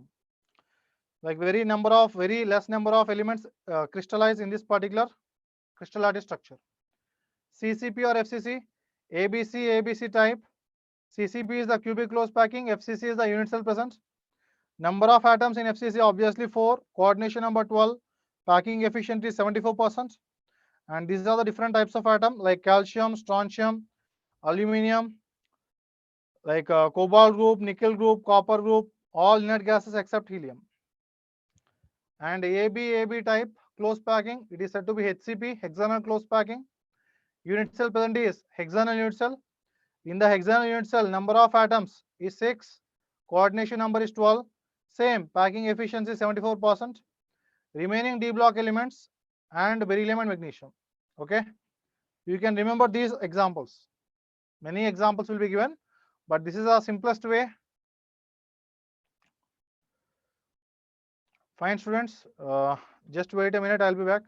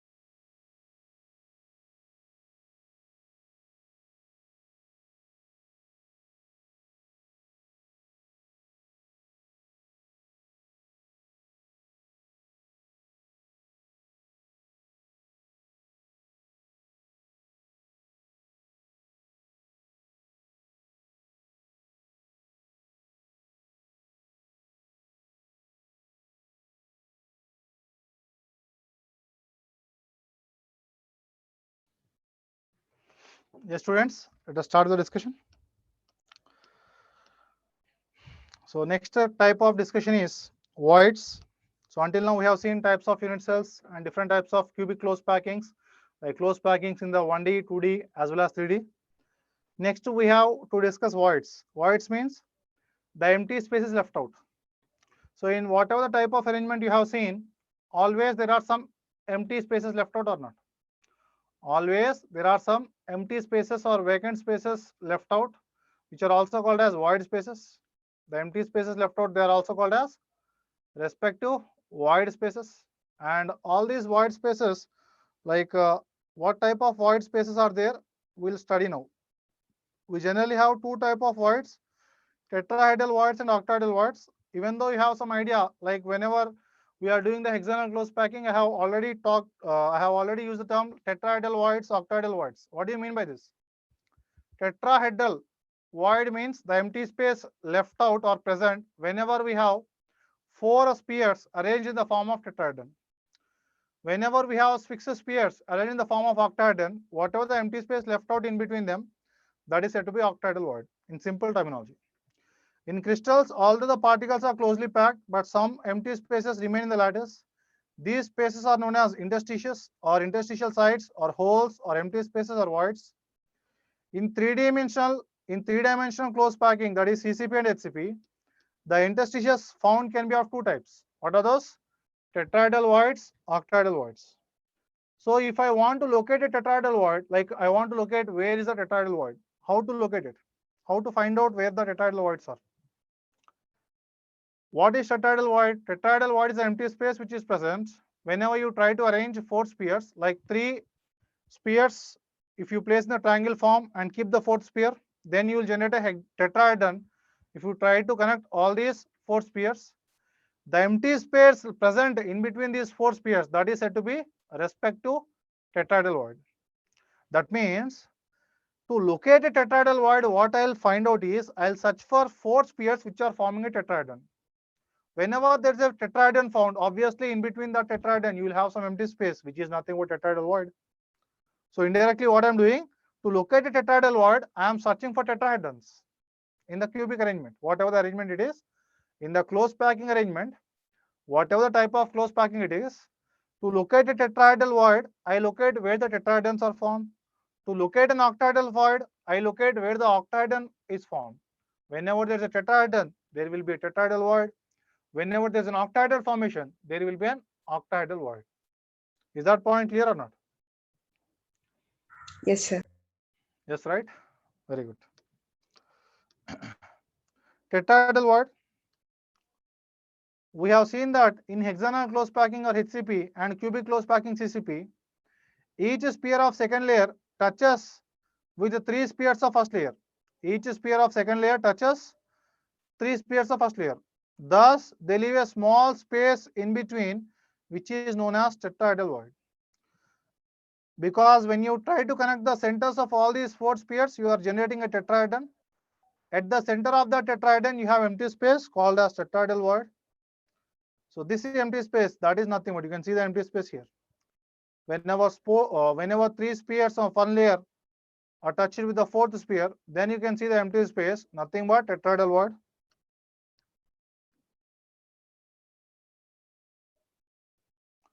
This is nothing but the tetrahedral void we have. Octahedral void means hexagonal close packing and cubic close packing also form another type of interstices, which is called as octahedral sites. In other words, the vacant space between six touching spheres, which are forming an octahedron, that is nothing but octahedral void. You can see three spheres of one layer and three spheres of top layer. In between those three spheres of one layer and the three spheres of top layer, you have some empty space, which is nothing but your octahedral void. Which is nothing but your octahedral void. That empty space is called as your octahedral void. You can see this is nothing but octahedron. We have sphere here at all these positions. You have spheres. One layer spheres and the other layer spheres. If you try to cover, in between them you have some empty space. That is said to be octahedral void. The definitions are clear, tetrahedral void and octahedral void, but the location, to locate a tetrahedral void, I'll search for tetrahedrons. To locate an octahedral void, I'll search for octahedrons. These are nothing but your octahedral voids. Respect to animations.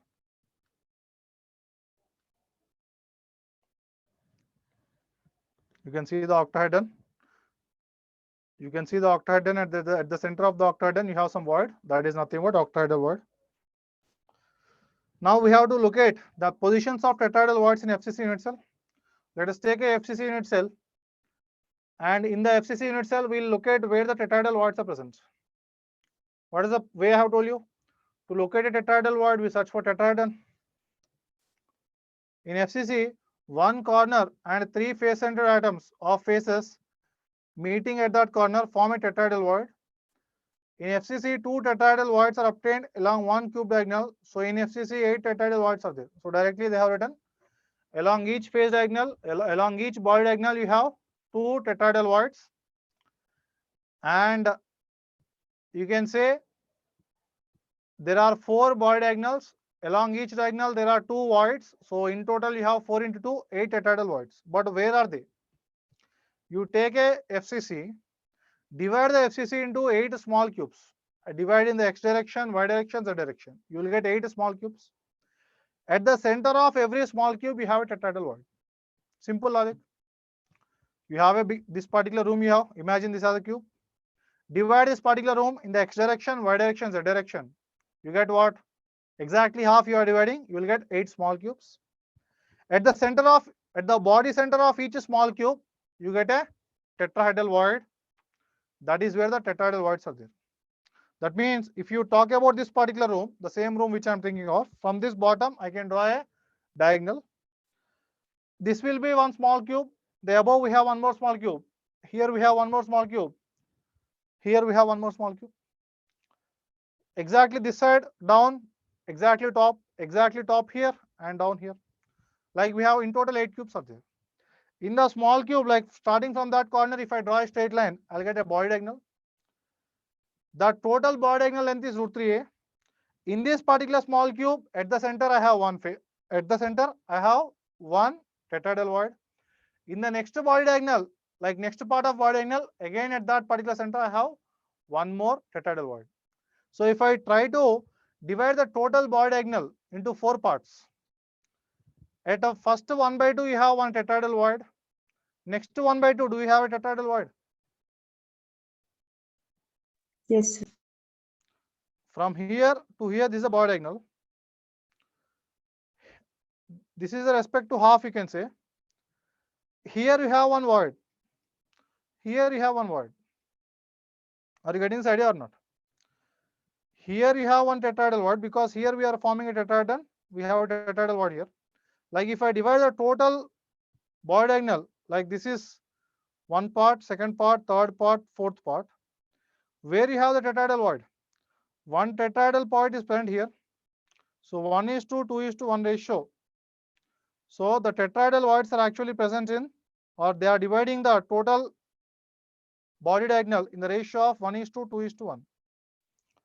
That means between two tetrahedral voids, we have half of the length of body diagonal. From this tetrahedral void to the other side, we have 1/4. From this tetrahedral void to the other side, we have 1/4. We'll draw that now. So you can just imagine this is the FCC. In the FCC, edge length is A. You can consider a small cube. In the small cube, we have a tetrahedron. Yes or no? At the center of the tetrahedron, we have a void. That is nothing but tetrahedral void.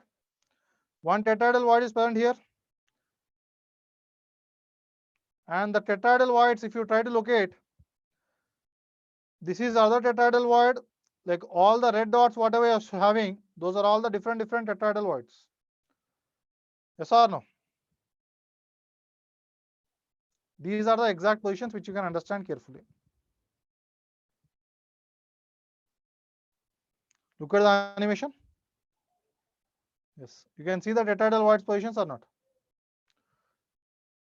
Like these are nothing but your tetrahedral voids, empty spaces. here if you have one tetrahedral void, from the bottom if I am calculating the measuring the distance, at what height we will have tetrahedral void? The body diagonal is divided in 1:2:1 ratio, but from the bottom I am measuring the height at which tetrahedral void is there. At what height it will be there? Total adjacent is A. I have divided into half, A by 2, so that I will get a small cube. At the center of small cube again I have tetrahedral void. That means where it is? By A 4. A by 4. If I reach one more A by 4, I will complete the small cube. At the A by 2, do we have one more tetrahedral void? No. Again I have to go with the top small cube. Again, in the top small cube, again at A by 4, from here, I'll have one more tetrahedral void. So A by 2 already counted. A by 2 plus A by 4 is 3A by 4. So at A by 4 and 3A by 4 from the bottom, you have a tetrahedral void. Yes or no?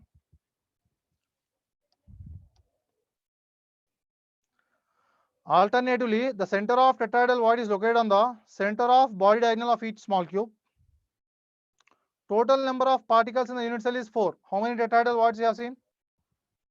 Number of particles in FCC is 4 because we are locating the tetrahedral voids in the face-centered cubic unit cell. Number of particles in FCC is 4. Number of tetrahedral voids how many? 8. 8. So number of atoms in the unit cell Z or N means number of tetrahedral voids will be twice that of. Number of atoms N means number of tetrahedral voids will be 2 times that of N. Number of tetrahedral voids is 8. That is 2 into number of atoms in FCC.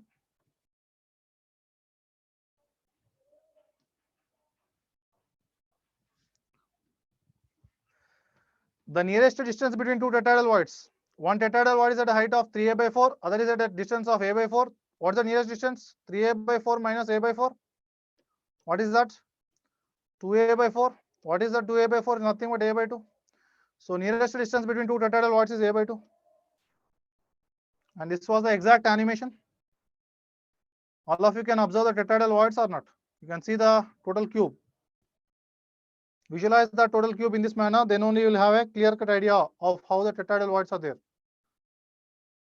Yes or no? The total cube, total unit cell I have divided into 8 small unit cells. At the center of 8 small unit cells, I have the tetrahedral voids. Is that clear, students? Animations and all. Yes. Yes. Yes, right.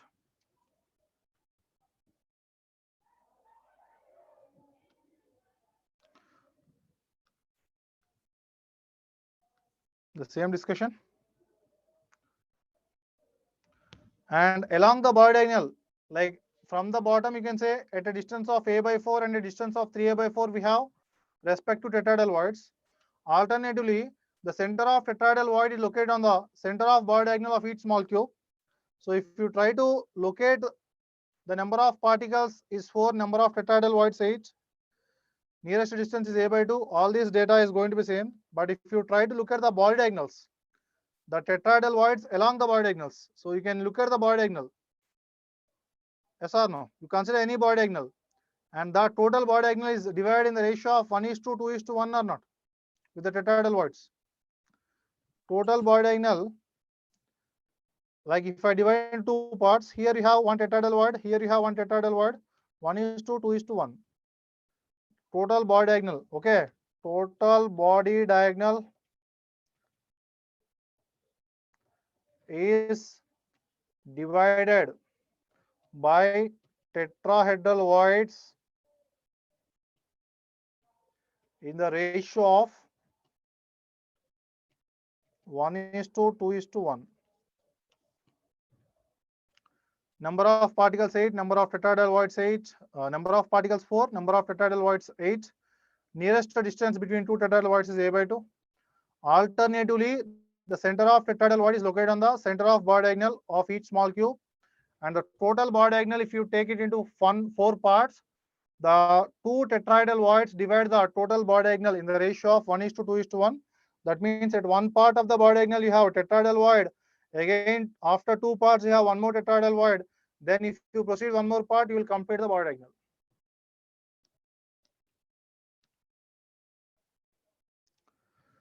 So this is nothing but the positions of tetrahedral voids in the FCC unit cells. So that is the FCC unit cell. You have divided into every small 8 small cubes, and every small cube has a tetrahedral void at the body center. Every small cube has a tetrahedral void at the respective body center. Now position of octahedral voids in the FCC unit cell. Position of octahedral voids in the FCC unit cell. Position of octahedral voids are at midpoint of each edge, total 12 edges in a cube, and at the center of cube. Octahedral voids located at midpoints of edges contribute 1/4 fraction each to the unit cell. The octahedral void situated at the center contributes 1. You try to imagine the octahedral void. You forget about what has been written here. You try to imagine the tetrahedral void. Tetrahedral void, to locate a tetrahedral void, what you search for? You search for tetrahedrons. Where you have searched for, where you've got the tetrahedron?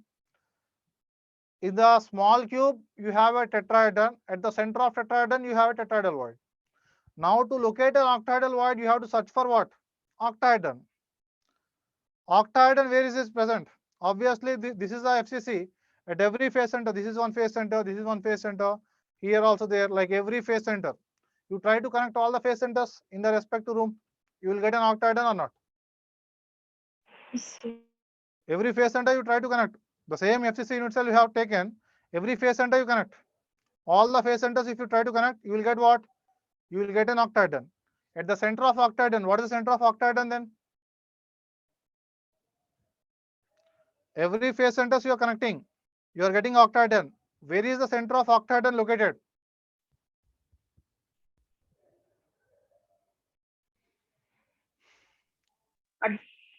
At the center. At the body center or not? Like every face center you are connecting, just connecting all the face center. You will have the center of that octahedron at the body center. So at the body center, whatever the octahedral void you have, that belongs completely to the unit cell or not? Not only the atom, the empty spaces were also shared. Understand this point. Up to now, what we have discussed is that whatever the atom we have at the corner, its contribution is 1/8 if it is a cubic unit cell.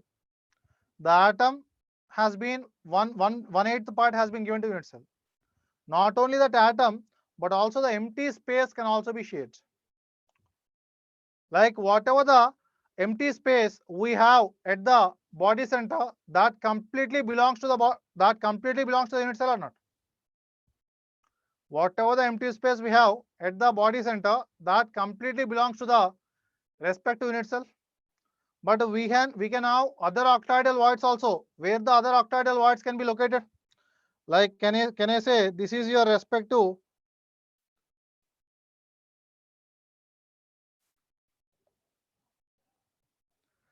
FCC?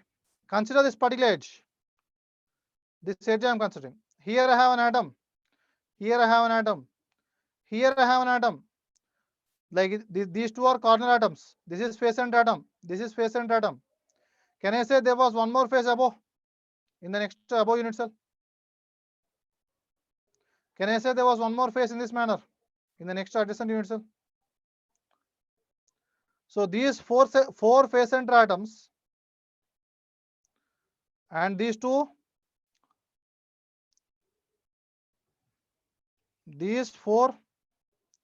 face center atoms, you try to combine now.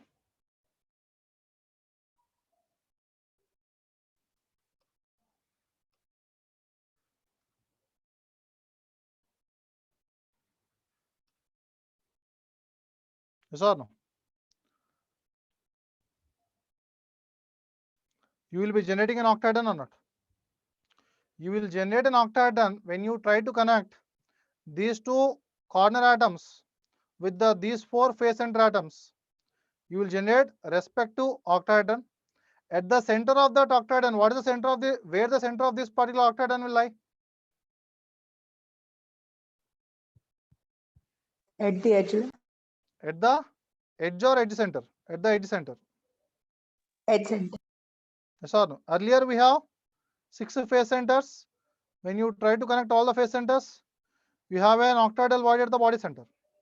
Now we have an octahedral void at the edge center, but edge is shared by how many unit cells? 4 unit cells. So at the edge center, we have some empty space. That empty space is actually shared by 4 unit cells. So what is the contribution to 1 unit cell? 1 by 4. So how many edges are there? 12 edges are there. So 12 into 1 by 4 plus 1 octahedral void at the body center. So 1 into 1. So that is nothing but how many octahedral voids in total? 3 plus 1. Total 4. So number of atoms in FCC is how many? Number of atoms in FCC is n, like 4, and number of octahedral voids is also 4. So number of atoms in a unit cell is n. Number of octahedral voids will be n. Number of tetrahedral voids will be 2 times that of n. And we have located where the respective octahedral voids are there.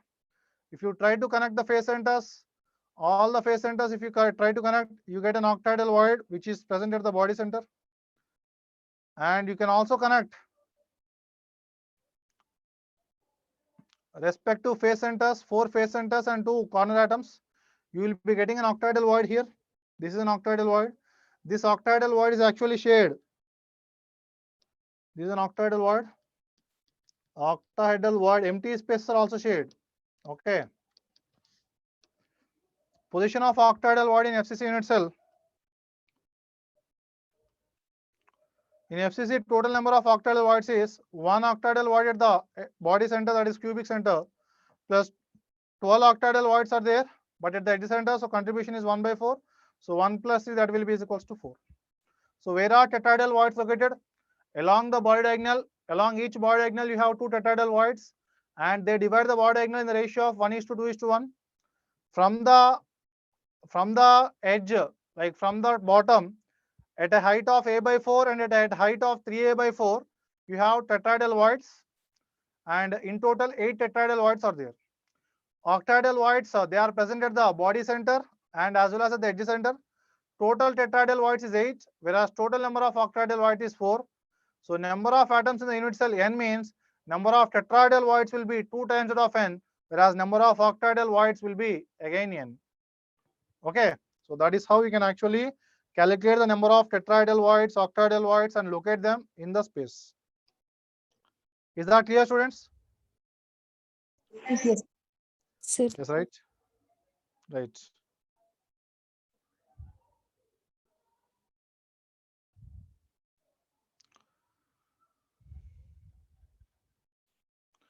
So in a closed packing, number of particles n means number of octahedral voids. OHV means octahedral voids is n.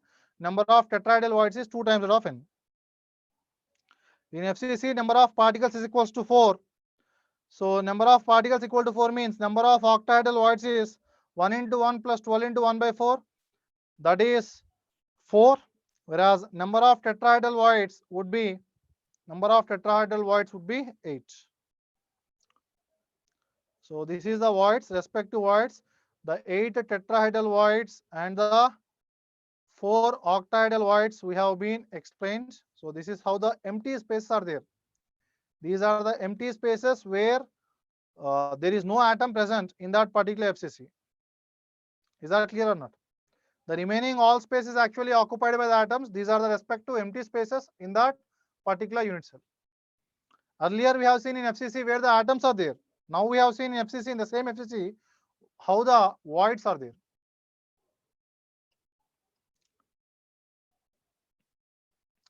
Then comes the next type, like a study of ionic crystals. Limiting radius ratio. As I have told you many times, that radius of the cation and radius of anion, they are going to decide the respective crystal structure. Once the crystal structure is decided, from that crystal structure only, the heat of atomizations or respective metallic bondings, from there only you will get the respective electrode potentials. As explained earlier, all these are interrelated. The crystal structure, enthalpy of atomization, metallic bonding, electrode potentials, and the type of reactions shown by that particular structure, everything is interrelated. So size of atom plays an important role. And the size of atom will be again depending upon the number of inner electrons. So limiting radius ratio.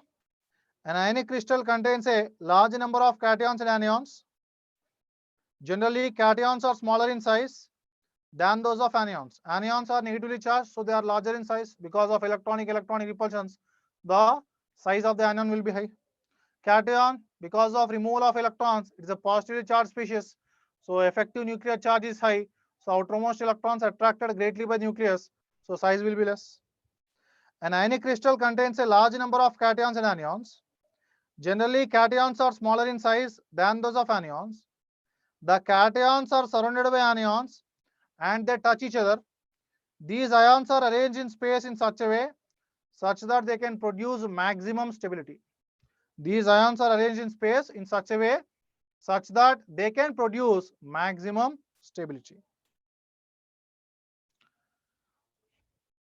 So now you can look at the case like where we have 4 atoms touching each other and you have placed an anion.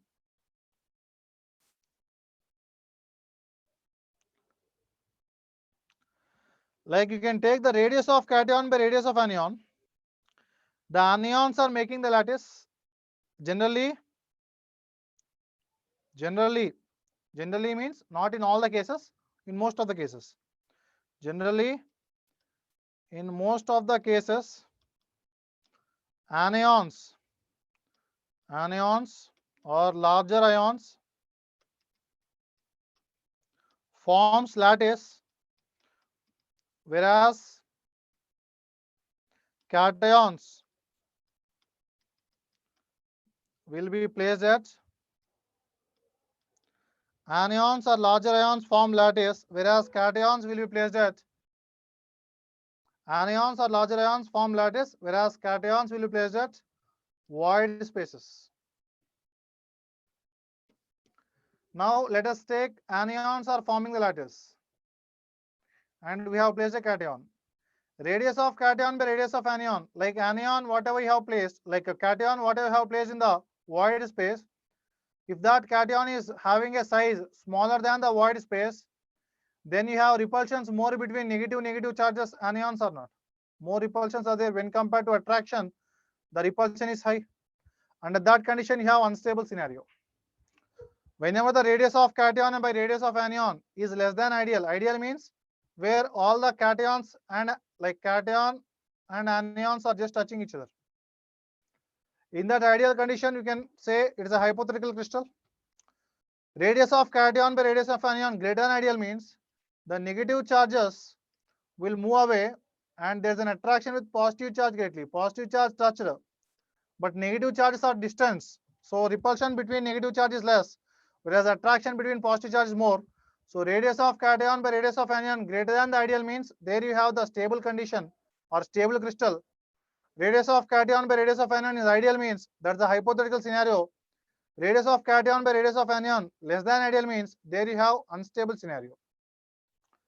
So limiting radius ratio tells about stability of ionic crystal and coordination number. Limiting radius ratio that will tell about what? The stability of ionic crystal, whether the ionic crystal is stabilized or not, and also the coordination number. You can see from the 0.414 to 0.732, this is the respective coordination number. Yes or no? You can see that range. What do you mean by that range? That means if it is less than 0.414, it is unstable. That coordination number cannot exist. Because radius of cation by radius of anion less than the ideal means there you have more repulsions, dominating forces or repulsions, then that type of coordination number, that type of arrangement is not possible. Are you getting the idea or not? Yes, sir. Sir. Yes.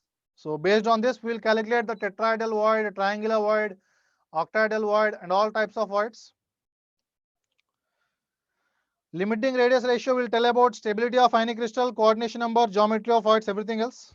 So let us take a triangular void first. Triangular void means what? The empty space is formed between 3 spheres whenever they are just touching each other. Whenever three spheres are touching each other, they will form some empty space. They will have some empty space in between. That is nothing but your triangular void. And as I have told you, generally larger ions like anions form the lattice.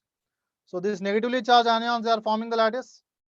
All anions touch each other and the coordination number is 3.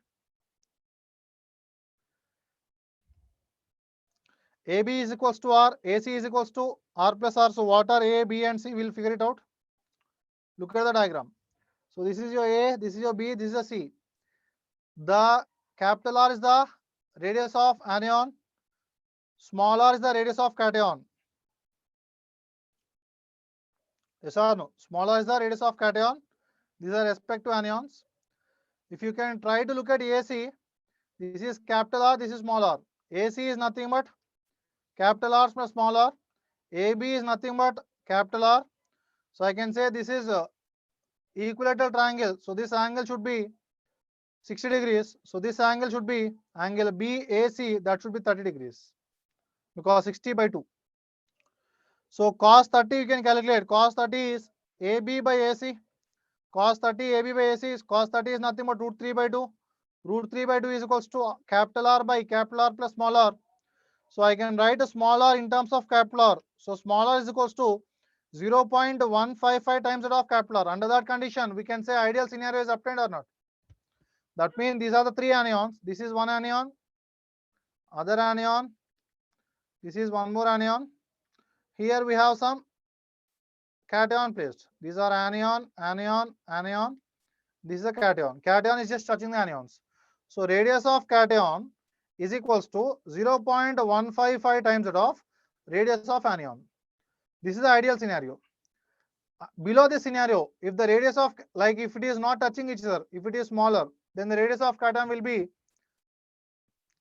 radius of cation by radius of anion will be less than 0.155. Here radius of cation by radius of anion is 0.155. If radius of cation by radius of anion is less than 0.155, then such arrangement will happen or will not happen? Will not happen. Will not happen due to more repulsion. If a radius of cation by radius of anion is greater than 0.155, such arrangement will happen or will not happen? Will happen. Will happen. Can I say it will happen for radius of cation by radius of anion to be infinite level or only up to certain extent? Only up to certain extent. Only up to certain extent, because where you can actually calculate the tetrahedral void, there also you can find out where the radius ratio of cation and anion is getting to be. So this is a respect to triangular void. In the same way, if you go with the tetrahedral void, there you can calculate radius of cation by radius of anion, and from that also you get the relation.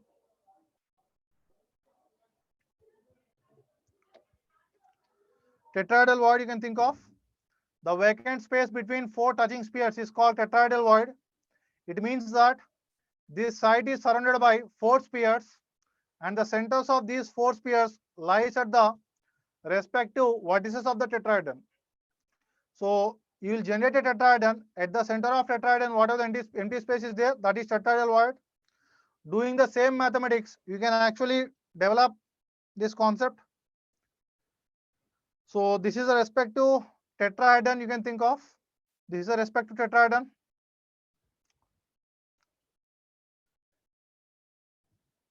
Look at the tetrahedron void.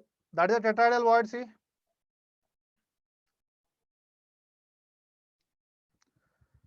If you can think of this particular void, what is your AB students? Edge length is A. What is AB? Length of Root 2A. length of edge diagonal, that is root 2A. Root 2A is nothing but root 2A, that is nothing but 2R or not? Root 2A, AB is nothing but, like these two atoms are touching. This is R, this is also R. Root 2A is equal to R. And also what about, like this is an atom, B is an atom, B is a respective anion which is forming the lattice. A is also an anion forming the lattice.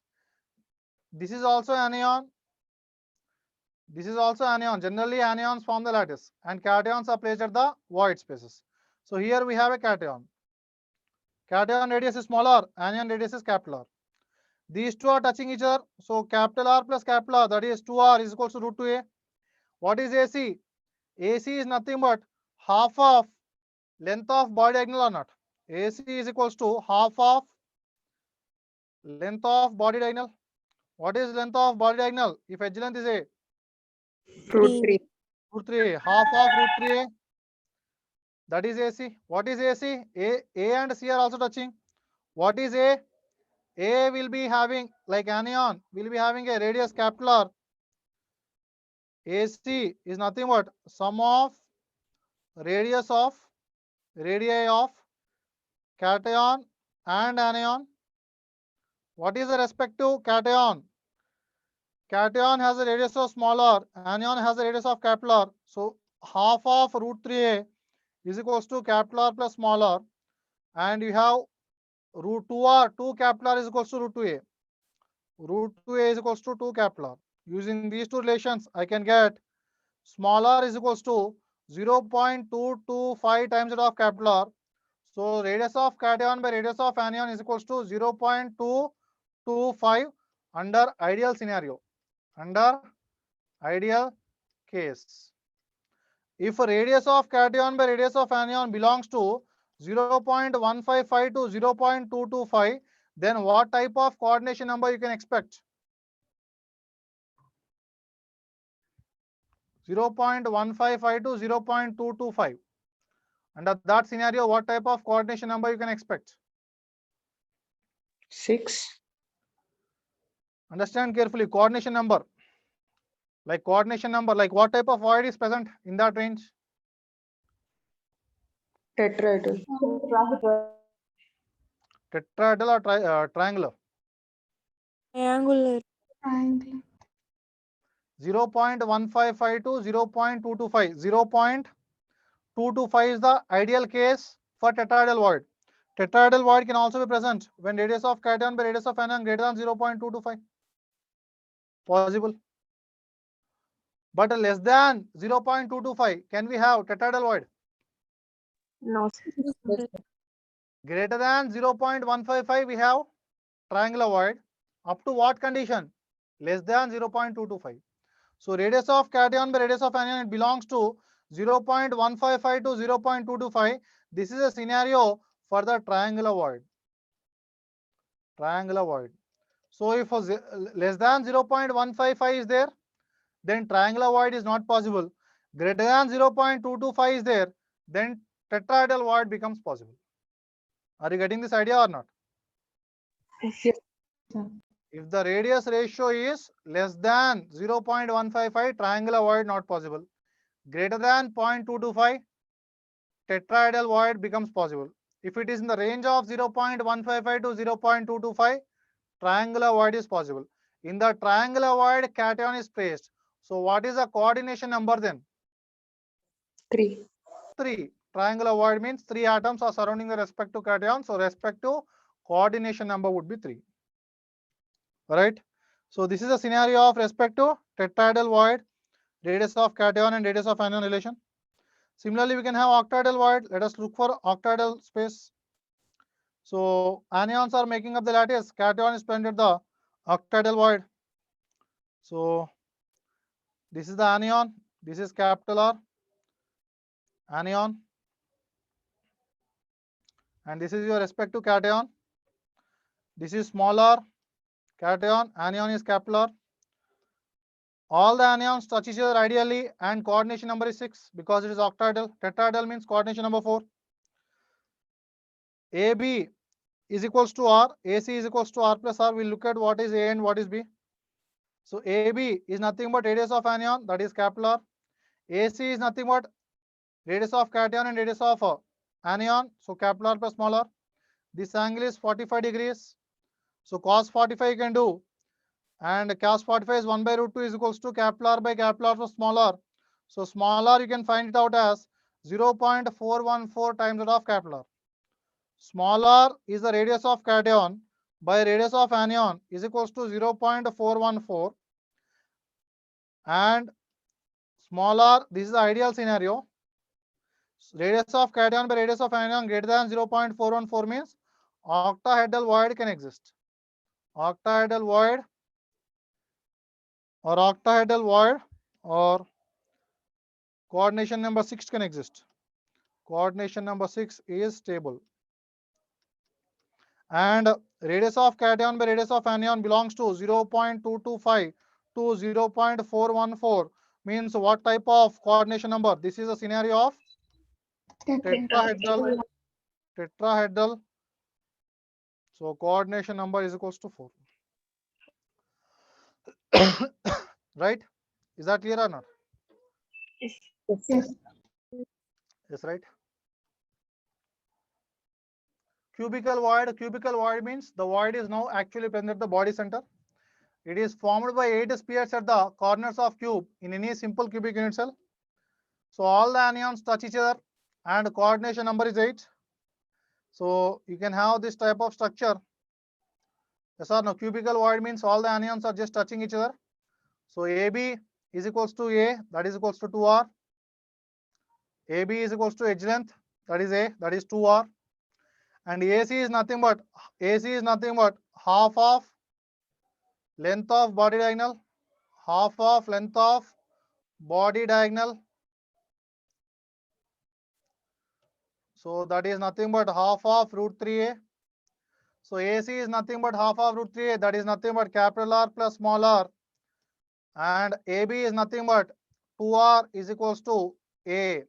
So using these two, again you can find radius of cation by radius of anion is equals to 0.732. That means radius of cation by radius of anion greater than 0.732 means what type of void exists? Cubical voids are stable. Cubical voids and coordination number is going to be 8. Radius of cation by radius of anion, if it belongs to 0.414 to 0.732, in that condition, it is a octahedral scenario.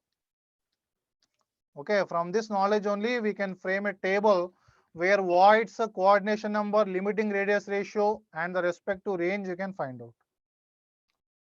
Note, the minimum value of R required for the existence of cation in a particular void is called as limiting radius ratio. The whatever the limiting minimum radius we have, that is nothing but the limiting radius. With increase in radius ratio, space between anion will increase. If the space between anions increases, repulsion decreases. If a space between anions increases, repulsions decrease. And also the cation may tend to go for the higher coordination number as well. And this was the voids, coordination number, limiting radius ratio, range of radius of cation by radius of anion. So the triangular void, coordination number 3, limiting radius ratio is the limiting value. Below this 0.155, triangular void never exists because repulsions are greater. Below 0.255, tetrahedral never exists. Below 0.414, octahedral. Below 0.732, cubic never exists. And the range is, triangular voids are possible in this range 0.155 to 0.225.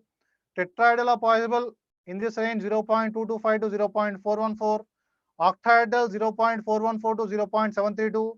Cubic 0.732 to 1. And these values we have found out just now. Yes or no?